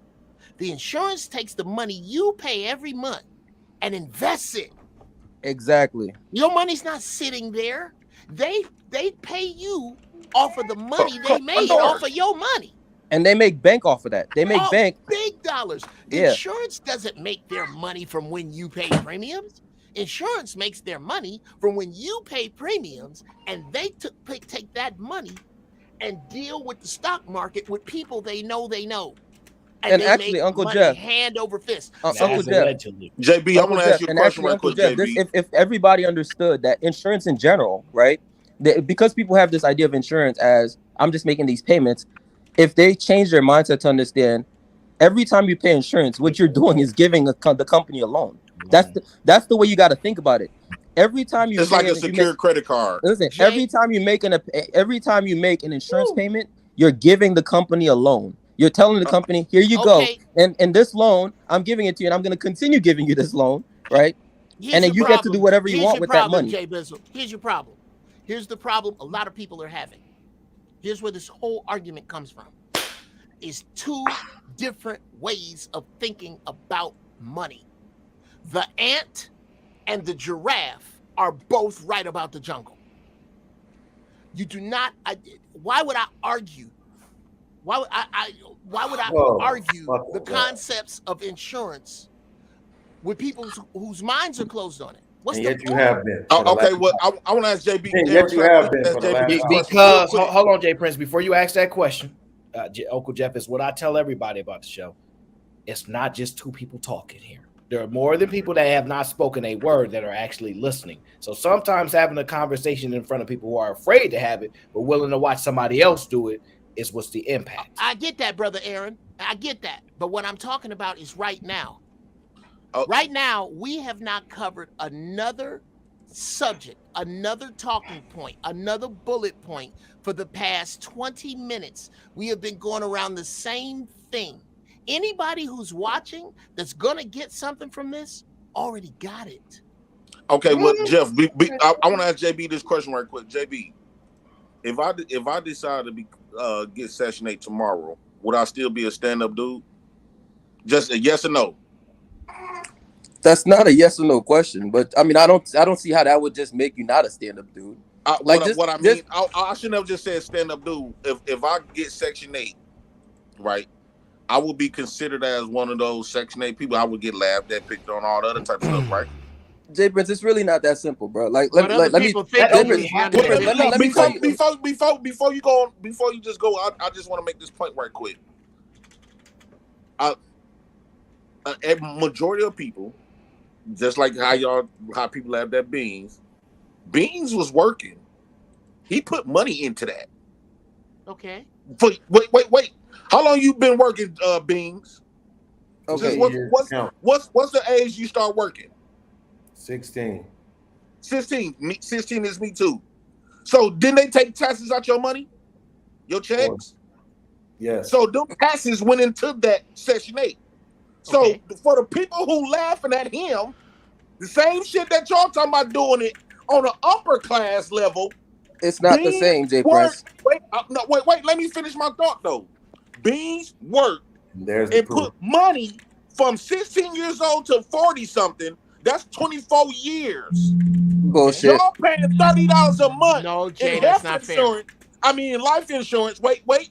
Y'all paying $30 a month in life insurance. They took out since the time we've been working since 16 years old. They took out way more than $30. So if Beans, me, whoever the fuck that's been working since they was 16 years old decides to get Section 8, we worked for it, we paid money into it, and we entitled to it. Okay, so Jay Prince, hold up. Check this out. Check this out. I don't know. Uncle Jeff, let me just say this. Uncle Jeff, let me just say this, right? So again, you see, this is the same. Jay Prince is playing the same games that Beans plays, right? They play with words, right? And they try to make it black and white when it's actually not black and white.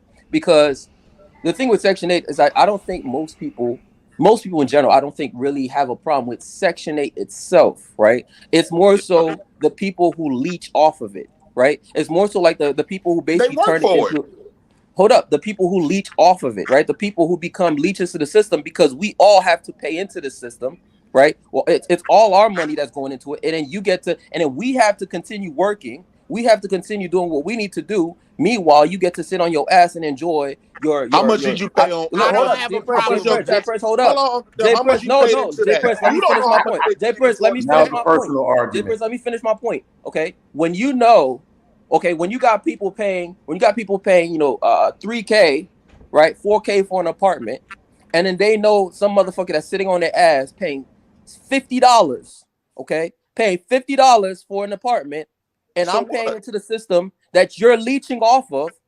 Right, I'm paying to the system that you're leeching off of to sit on your ass. Yeah, people gonna have a problem with that. Now, obviously, most people, I would paying like to white think folks most. that all the time though. J Prince, let me finish my point. I would like to think that most people are not monsters and think like if somebody falls on hard times, I don't think you're just gonna be like, oh, just because you got to get a little bit of welfare real quick to get back on your feet. Most people are not gonna have a problem with that. But it's not what niggas is doing. Let's stop the cap. What niggas do? Hold up. What niggas do? Hold Your up, J taxes Prince. Let me pay finish people the that sit point. on J their ass Prince, let all me the finish my time. point. It's not what Taxes niggas don't pay do. people to put What on their niggas ass all do the is time. they Y'all don't know get where on y'all this, they money's get on going. welfare, and they basically make a career out of that.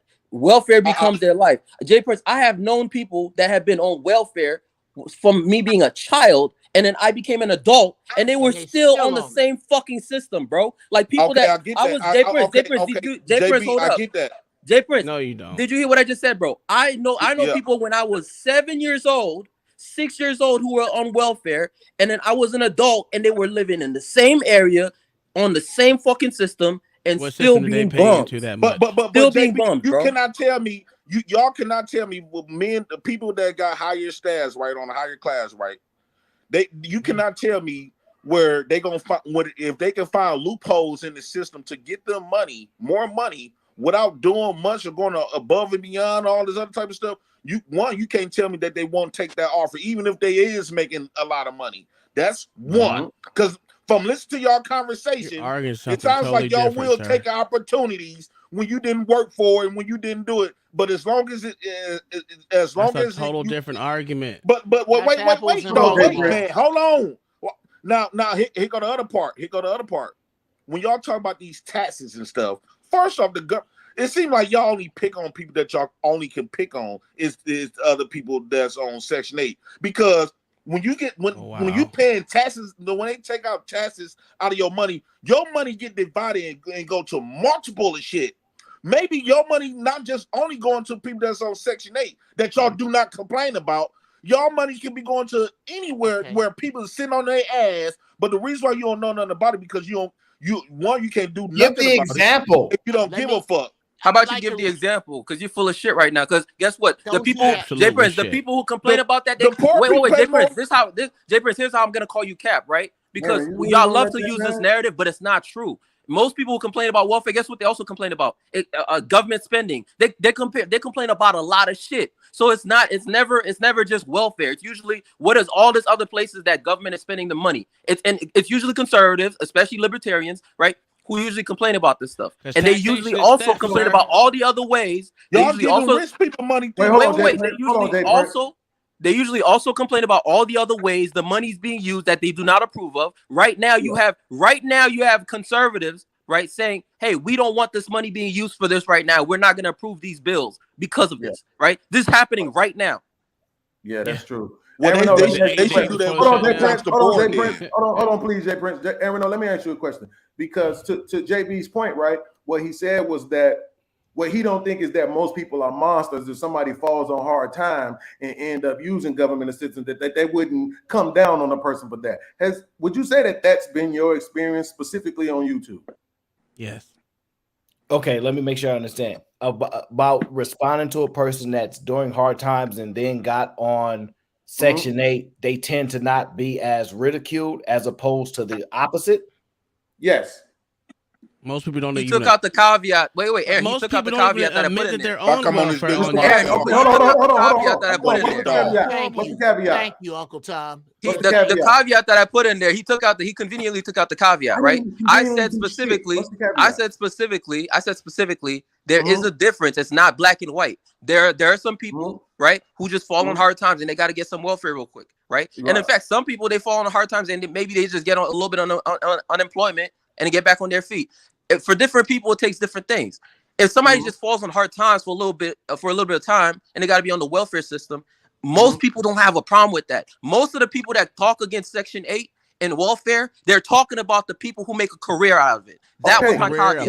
Okay, the point was I just asked him, I said specifically that when people fall on hard times, that's what I said. So it wasn't taking out anything fucking convenient. No one really fucking admits that Hold shit on, except for Uncle T, you please, on bro. I'm goddamn already trying to YouTube. overtalk folks. You're the only one I've ever met on So YouTube Aaron, that motherfucker said, here's the hey, I point, am right? on Section Beans, you 8. literally made a career out of it.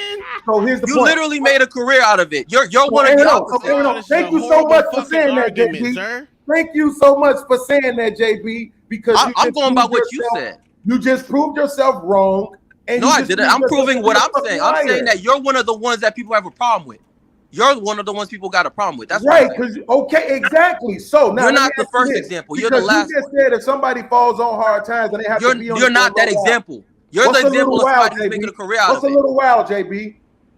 What's a little don't while? argue that. That's a stupid argument because he's gonna be like, man, I'm only been doing I'm it not. for 7 months. Uncle Tom, you know better. I'm not about to argue with him on that. I've heard. Listen, I've listened. Why you doing that, Uncle Tom? Why you trying to say this nigga, Uncle Tom? There's no shame in you. You're the one. You've told us. You've told us, Beans.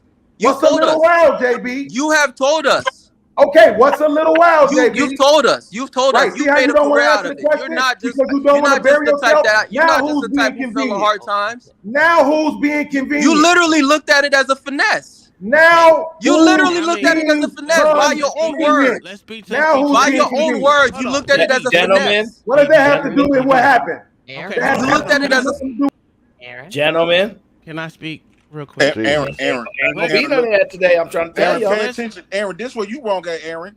Right? You telling me I'm wrong on my show? No. Listen, I'm trying to make why would you say that, Aaron, this Aaron, why would you say? Hold on, Jay Prince, please. Aaron, why would you say that when you know the truth? See, that's what I'm saying. It don't matter what the fuck he could say. You looked at it like everybody can look at things from different angles. You were literally bragging about it. Somebody who just falls, sir. Somebody who just falls right on when I fell on hard times, sir. That's Somebody who what's just so falls crazy on hard about it, right? times. I literally been and on gets the Section 8 doesn't brag about it. He's saying that I'm making You a career bragged out about of it, sir. He said I'm bragged the one about that they it. talking about because I'm making a It was career a out badge of of it, honor and I for haven't you, even sir. been on it for a year. It was a badge of honor for you, sir. Stop it. Because it's Stop JB. it. Because it's JB, he gets to be full of shit. I'd like You're to full of shit. You literally bragged about it. You bragged about it. That's not fair. Yes, I bragged about it. Hold on, hold up. I'd like to defend podcasts if I could. Well, first of all, let them civilly figure it out. I don't know if so that's we going can to move happen, but all forward. right. Aaron, hold on, hold bro. up. Uncle Jeff, hold up. This is important, Podcast Aaron. can't play these Yes, games with me, I right? bragged about it in a space He's with just stupid trying to overtalk now motherfuckers because who he tried knows to I'm make right. me feel He's bad just trying to about it. overtalk now because he That's knows why I'm he right. want to So fucking stop keep talking, talking Jay because he don't Bizzle. want that Stop point to talking. land. No, he just wants to He don't overtalk want now that because he point to knows I'm land. right. So why don't you since he's He overtalking knows me, I'm right, Aaron, so he why not just wants drop to him so I overtalk. can finish my point? Since he's overtalking me. So me. check this out. Check So this why out. not drop him Podcast so I can literally. finish my point? Podcast was literally because I would prefer both of you to be punished since you guys don't know how to behave with one another. But he's over talking me. I'm not behaving. I'm just trying to land my point, and he won't allow me. He will allow you. He won't stop talking. It doesn't look like you're making. Okay, so Aaron. My point was, how can you say that when you've literally been in this space with me? You know I came into the space with a job. You know I talked about Section 8 when I got it. Before I even took it, I did a whole show asking people, man, do y'all think I should take this Section 8? So when he says I bragged about it, yes, I bragged about it in a space with niggas like you who tried to make me feel bad about it. I bragged about it for the same reason my name on this platform is live from Section 8. Because pussy motherfuckers like you didn't give a fuck because I fell on hard times. You just want to bring up the fact that I was on Section 8. So yeah, nigga, I'm wearing it on my chest now. It's my Superman emblem. So you can't use it against me. Fuck is you talking about? Niggas don't never want to tell the whole story. Okay, so now can I respond now? Fuck out of here. Go ahead with your lies, nigga. Okay. All right. So check this out, right? We're not new to podcast over here, Uncle Jeff, right? He could reframe it all he wants. We all seen the evidence. Anybody who's been in this space for a while knows it, right? Now he wants to reframe it. Podcast wasn't just like somebody who's like, I fell on hard times and I got a podcast was literally bragging about it. He did whole entire shows about it as if it was a finesse, right? To him it was a finesse. It was something, and then he got mad when people called it out. Right. So now, guess what? You don't get to just reframe it as, I just fell on hard times and you guys gave me a hard time. That's not what happened, bro. You don't get to reframe the narrative. You wasn't even fucking there. Sir, I didn't. Sir, you asked me to not You interrupt weren't you. there. Sir, you asked me to not interrupt you. You didn't watch my show. You So asked what? me to I'm not not gonna interrupt let you, you sir. lie on So me. can you? Fuck your life, nigga. You're not finna lie on me. You asked me to not interrupt you, sir. Fuck you. Can I go next? Right. So again, he's reacting emotionally because he knows I'm right. So what, nigga? You admitted to being emotional. Aaron, this is Saturday. Gentlemen, why can't y'all be civil? Jesus. Because Aaron, when you asked me to stop, when you asked me to listen, I listened. When you asked me to listen, I listened, and now I'm getting interrupted. I agree that did happen. What the fuck am I doing with my time? Nigga, I didn't spend my whole time talking All right, about so can I respond or no, is he you still can't, gonna... nigga. No. All right, you both have. Okay, here's the problem with both of your arguments. Bro, this They're not emotional timed. baboon, bro. Like They're I not can't. timed. What, Stop. nigga? This emotional baboon to Stop. beat your bitch ass though. Okay, how about see, that? here's how we get here. Because he about to cry next. I'm gonna get interrupted one more fucking time. All right. So Uncle Jeff, let me just finish the point I was making, Uncle Jeff. No, because you know Uncle what? Jeff, let me just finish the point I was making. I thought I was on here with grown fucking men. Uncle Jeff, I agree. I agree. Let me just you were making, Jay. Could you please let someone else make one, please? I haven't even. I was being interrupted. Jay, let me see if I can outline what you're saying. Let me just finish saying it, and then y'all can go. I'm not even gonna say, brother. I'm not even gonna say. But I was just I'm making the point that there is a difference, right? There is a massive difference between you got somebody who's bragging about being on Section 8, like it's not just. I don't know a single person. Don't got that point you're making right now. Uncle Jeff, listen, Uncle Jeff. You say it already. We already heard you say that. We got it. He bragged about it. That upset you. Pretty pleased with sugar on top. Can we get past it? Go ahead, go, Jeff. Okay, let's get back to this brother on Section 8. I don't give a fiddler's fuck if he's on Section 8 for 40 years. I can't knock him for hustling the system when if you add up all the grift in Section 8 and all the grift amongst poor people, you don't have what Congress spends on golf. These motherfuckers misspend money like crazy. Well, so that's not my issue. Sir. My issue with being on Section 8 is number A, why would you admit it in Fight Club? Because it's not everybody's business. I may not have done that. But since he was on it, it's not about him being on it. How is he pimping it? Is he on Section 8 and he's walking up to a plumber and going, hey, man, I'll work for you for 6 months for free if you just show me what you're doing? Is he going to school at night? Is he piling his other money to buy something? Because if he ain't, then that's where the issue is. The issue isn't with the man falling on hard times. The issue isn't with the man being on Section 8. The issue is with the man's hustle. What does his hustle look like? Because if it doesn't look like shit, he gonna stay on Section 8.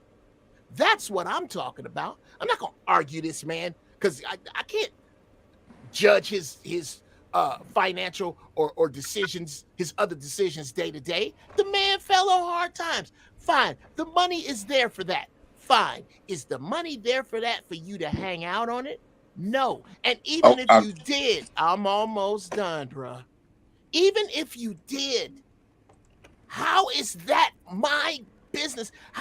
This is my problem with Jay Bizzle. How do you find the hubris to give a fuck about?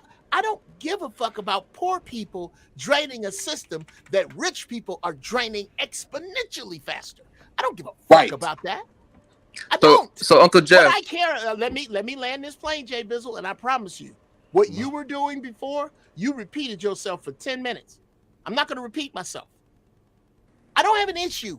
So last time I'll say it. I don't have an issue with Brother Podcast being on Section 8. Your question should be, what's your hustle? And judge that. And then judge that over time. 6 months later, how's your hustle doing? A year later, how's your hustle doing? That's what you're not asking. And I don't know why, Okay, even so from your point, Jay Bizzle, why you give a fuck about what poor people take from this system. because I'm not you, Uncle Jeff. See, that's the beauty of this, is that we don't have to think alike. That's the beauty of this. Like, so you get to not care about that, but I do. Right? That's the beauty of this. And You get to Uncle Jeff, you asked me to not interrupt you. You asked me to not interrupt you, right? No, so I asked you why. You get to not care about it, but I do. You're being disingenuous. Uncle I Jeff, asked you why. I didn't say that you This didn't is the problem, have the right? I They asked asked to not Why be is that the only thing interrupted. you care They about, asked though? to not be interrupted. I don't interrupt, and then they do the same thing. You see what I'm saying? You don't get to tell me what I can and can't care about, right? If I'm putting money into the system, I get to care about what goes out of it. I care about that just as much as I care about us sending billions of dollars to the Ukraine, right? No, you don't. That's where I stand on it. You might say, you know what? I don't give a fuck. That's fine. You're entitled. That's disingenuous. Jesus Christ. How you gonna tell him? Jesus, How you gonna tell him what he JB care don't about? care bro, about it. can I talk? This is the problem with niggas, bro. Like, you really cannot actually be civil with niggas. Even Aaron's been asking to be civil. You can't be civil. Once again, I get to care about it and you don't. That's fine. I'm not gonna fault you for not caring about it, but I do, right? I don't like us sending billions of dollars to Ukraine, and I don't like niggas leeching off the system. Because my money's going into it. It's as simple as that, right? And so it goes both ways. I care on both ends. If you're telling me that the government's spending all this money on this and that they shouldn't be spending on it, I would agree with you. But I also have seen niggas leech off the system for a long time, right, and not do anything.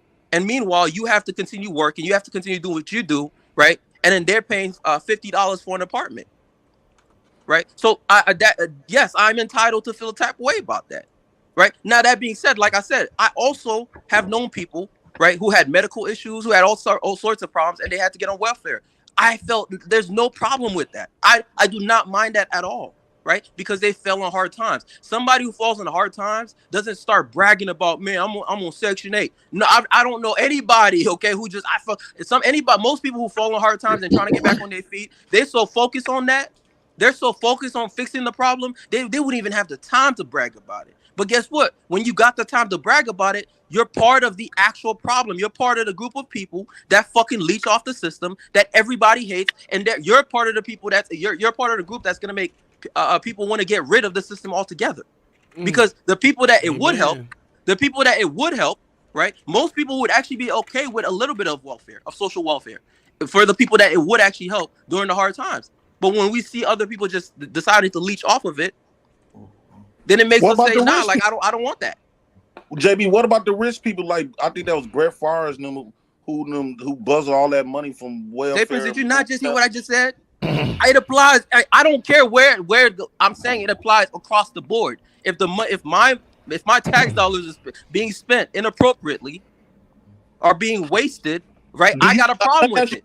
Let me ask you a question. When you talk about your tax dollars, right? Do you do investigation on where your tax dollars going? All of your tax dollars is going, or it just focus on the welfare? Yes, you've asked me this before. I don't think that's. See, this is what I'm saying. You asked me the question and I answer you. See, this is what I'm saying. You've asked me this before, Jay Prince. Because we don't hear you talking about the other. I literally actually talk about it all the time. Actually, where your taxes you don't hear it because you don't hear it because you don't want to hear it. You know, y'all got way more passion for it. Y'all got way more energy. This energy for your taxes going to Section 8. Let's be clear. Actually, no, I don't. Taxes going everywhere else but Section 8. Zippers, I literally see this. Is what I'm saying. Niggas listen selectively, bro. You most people who know me, for example, have heard me rant more about our money going to Ukraine than anything else. Right? I talk more about our money going to a lot of other shit than welfare. Welfare is at the bottom of welfare is at the bottom of shit that people actually care about, but it's still something I care about. Right? If my money is going to that, and niggas get to just leech off of it and brag about it, then that's a problem. Well, guess what? The government gonna leech off you regardless. You in America. Welcome.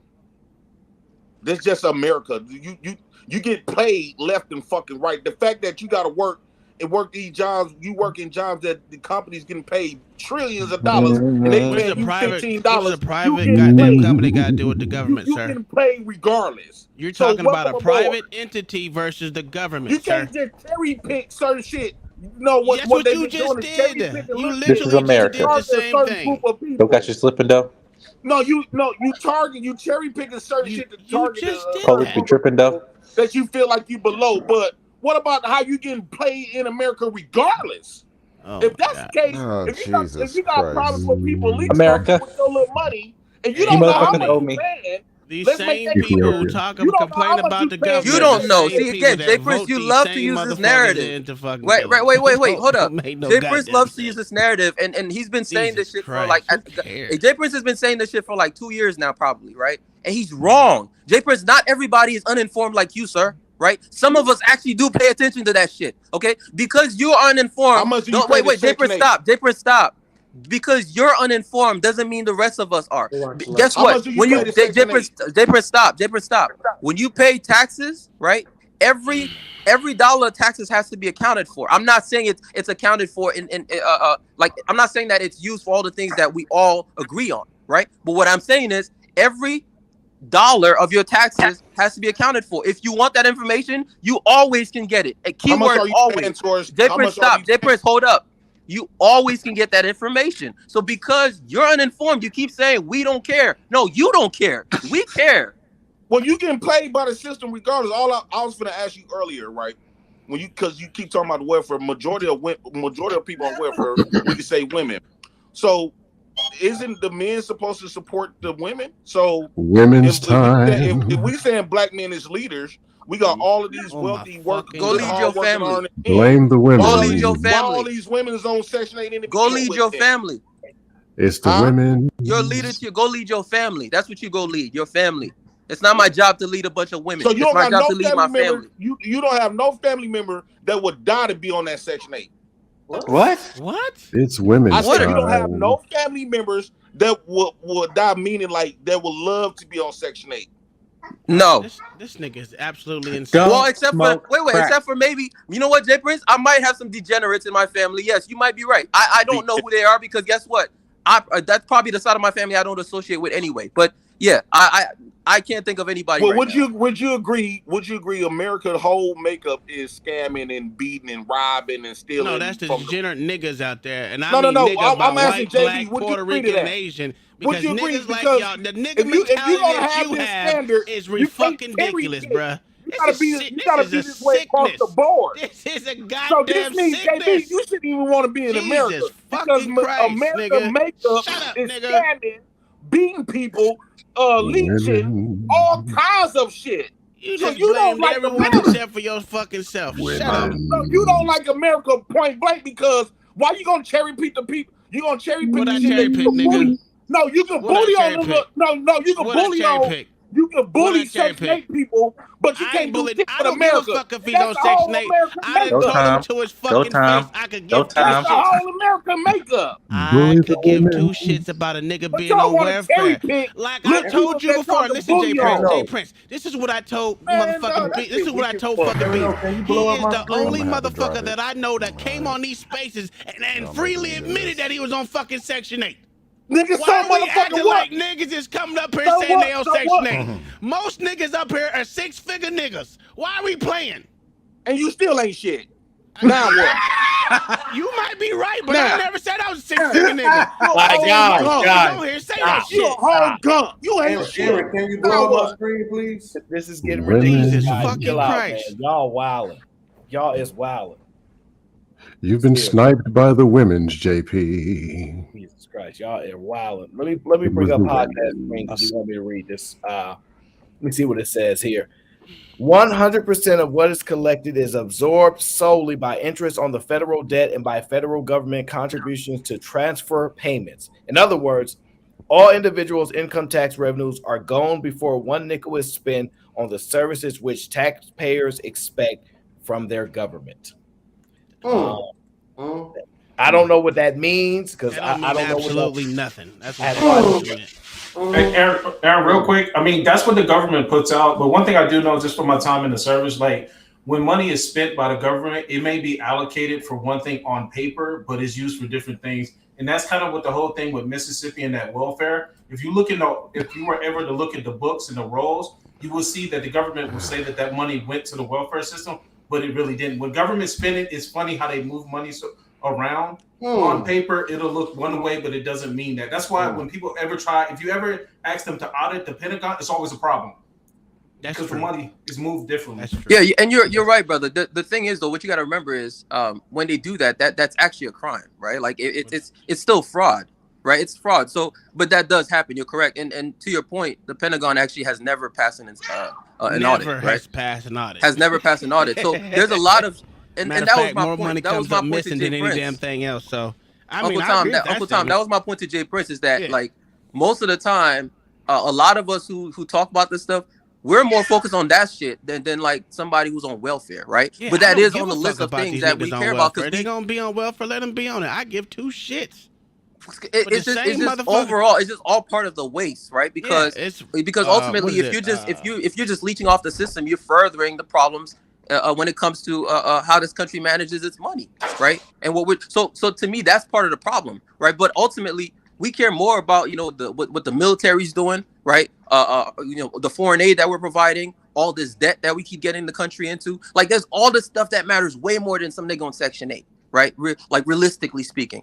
But it's still something that we care about, and I get to care about it. And JP, you leaving out one thing. These same people that don't want to. If this country was to really go to war over this spending debt, none of these sorry ass niggas who cry and complain will be out there defending that goddamn Section 8. If you really want to get technical, half the niggas will sit there and cry and complain about what the government should do for them and how the government should keep them safe.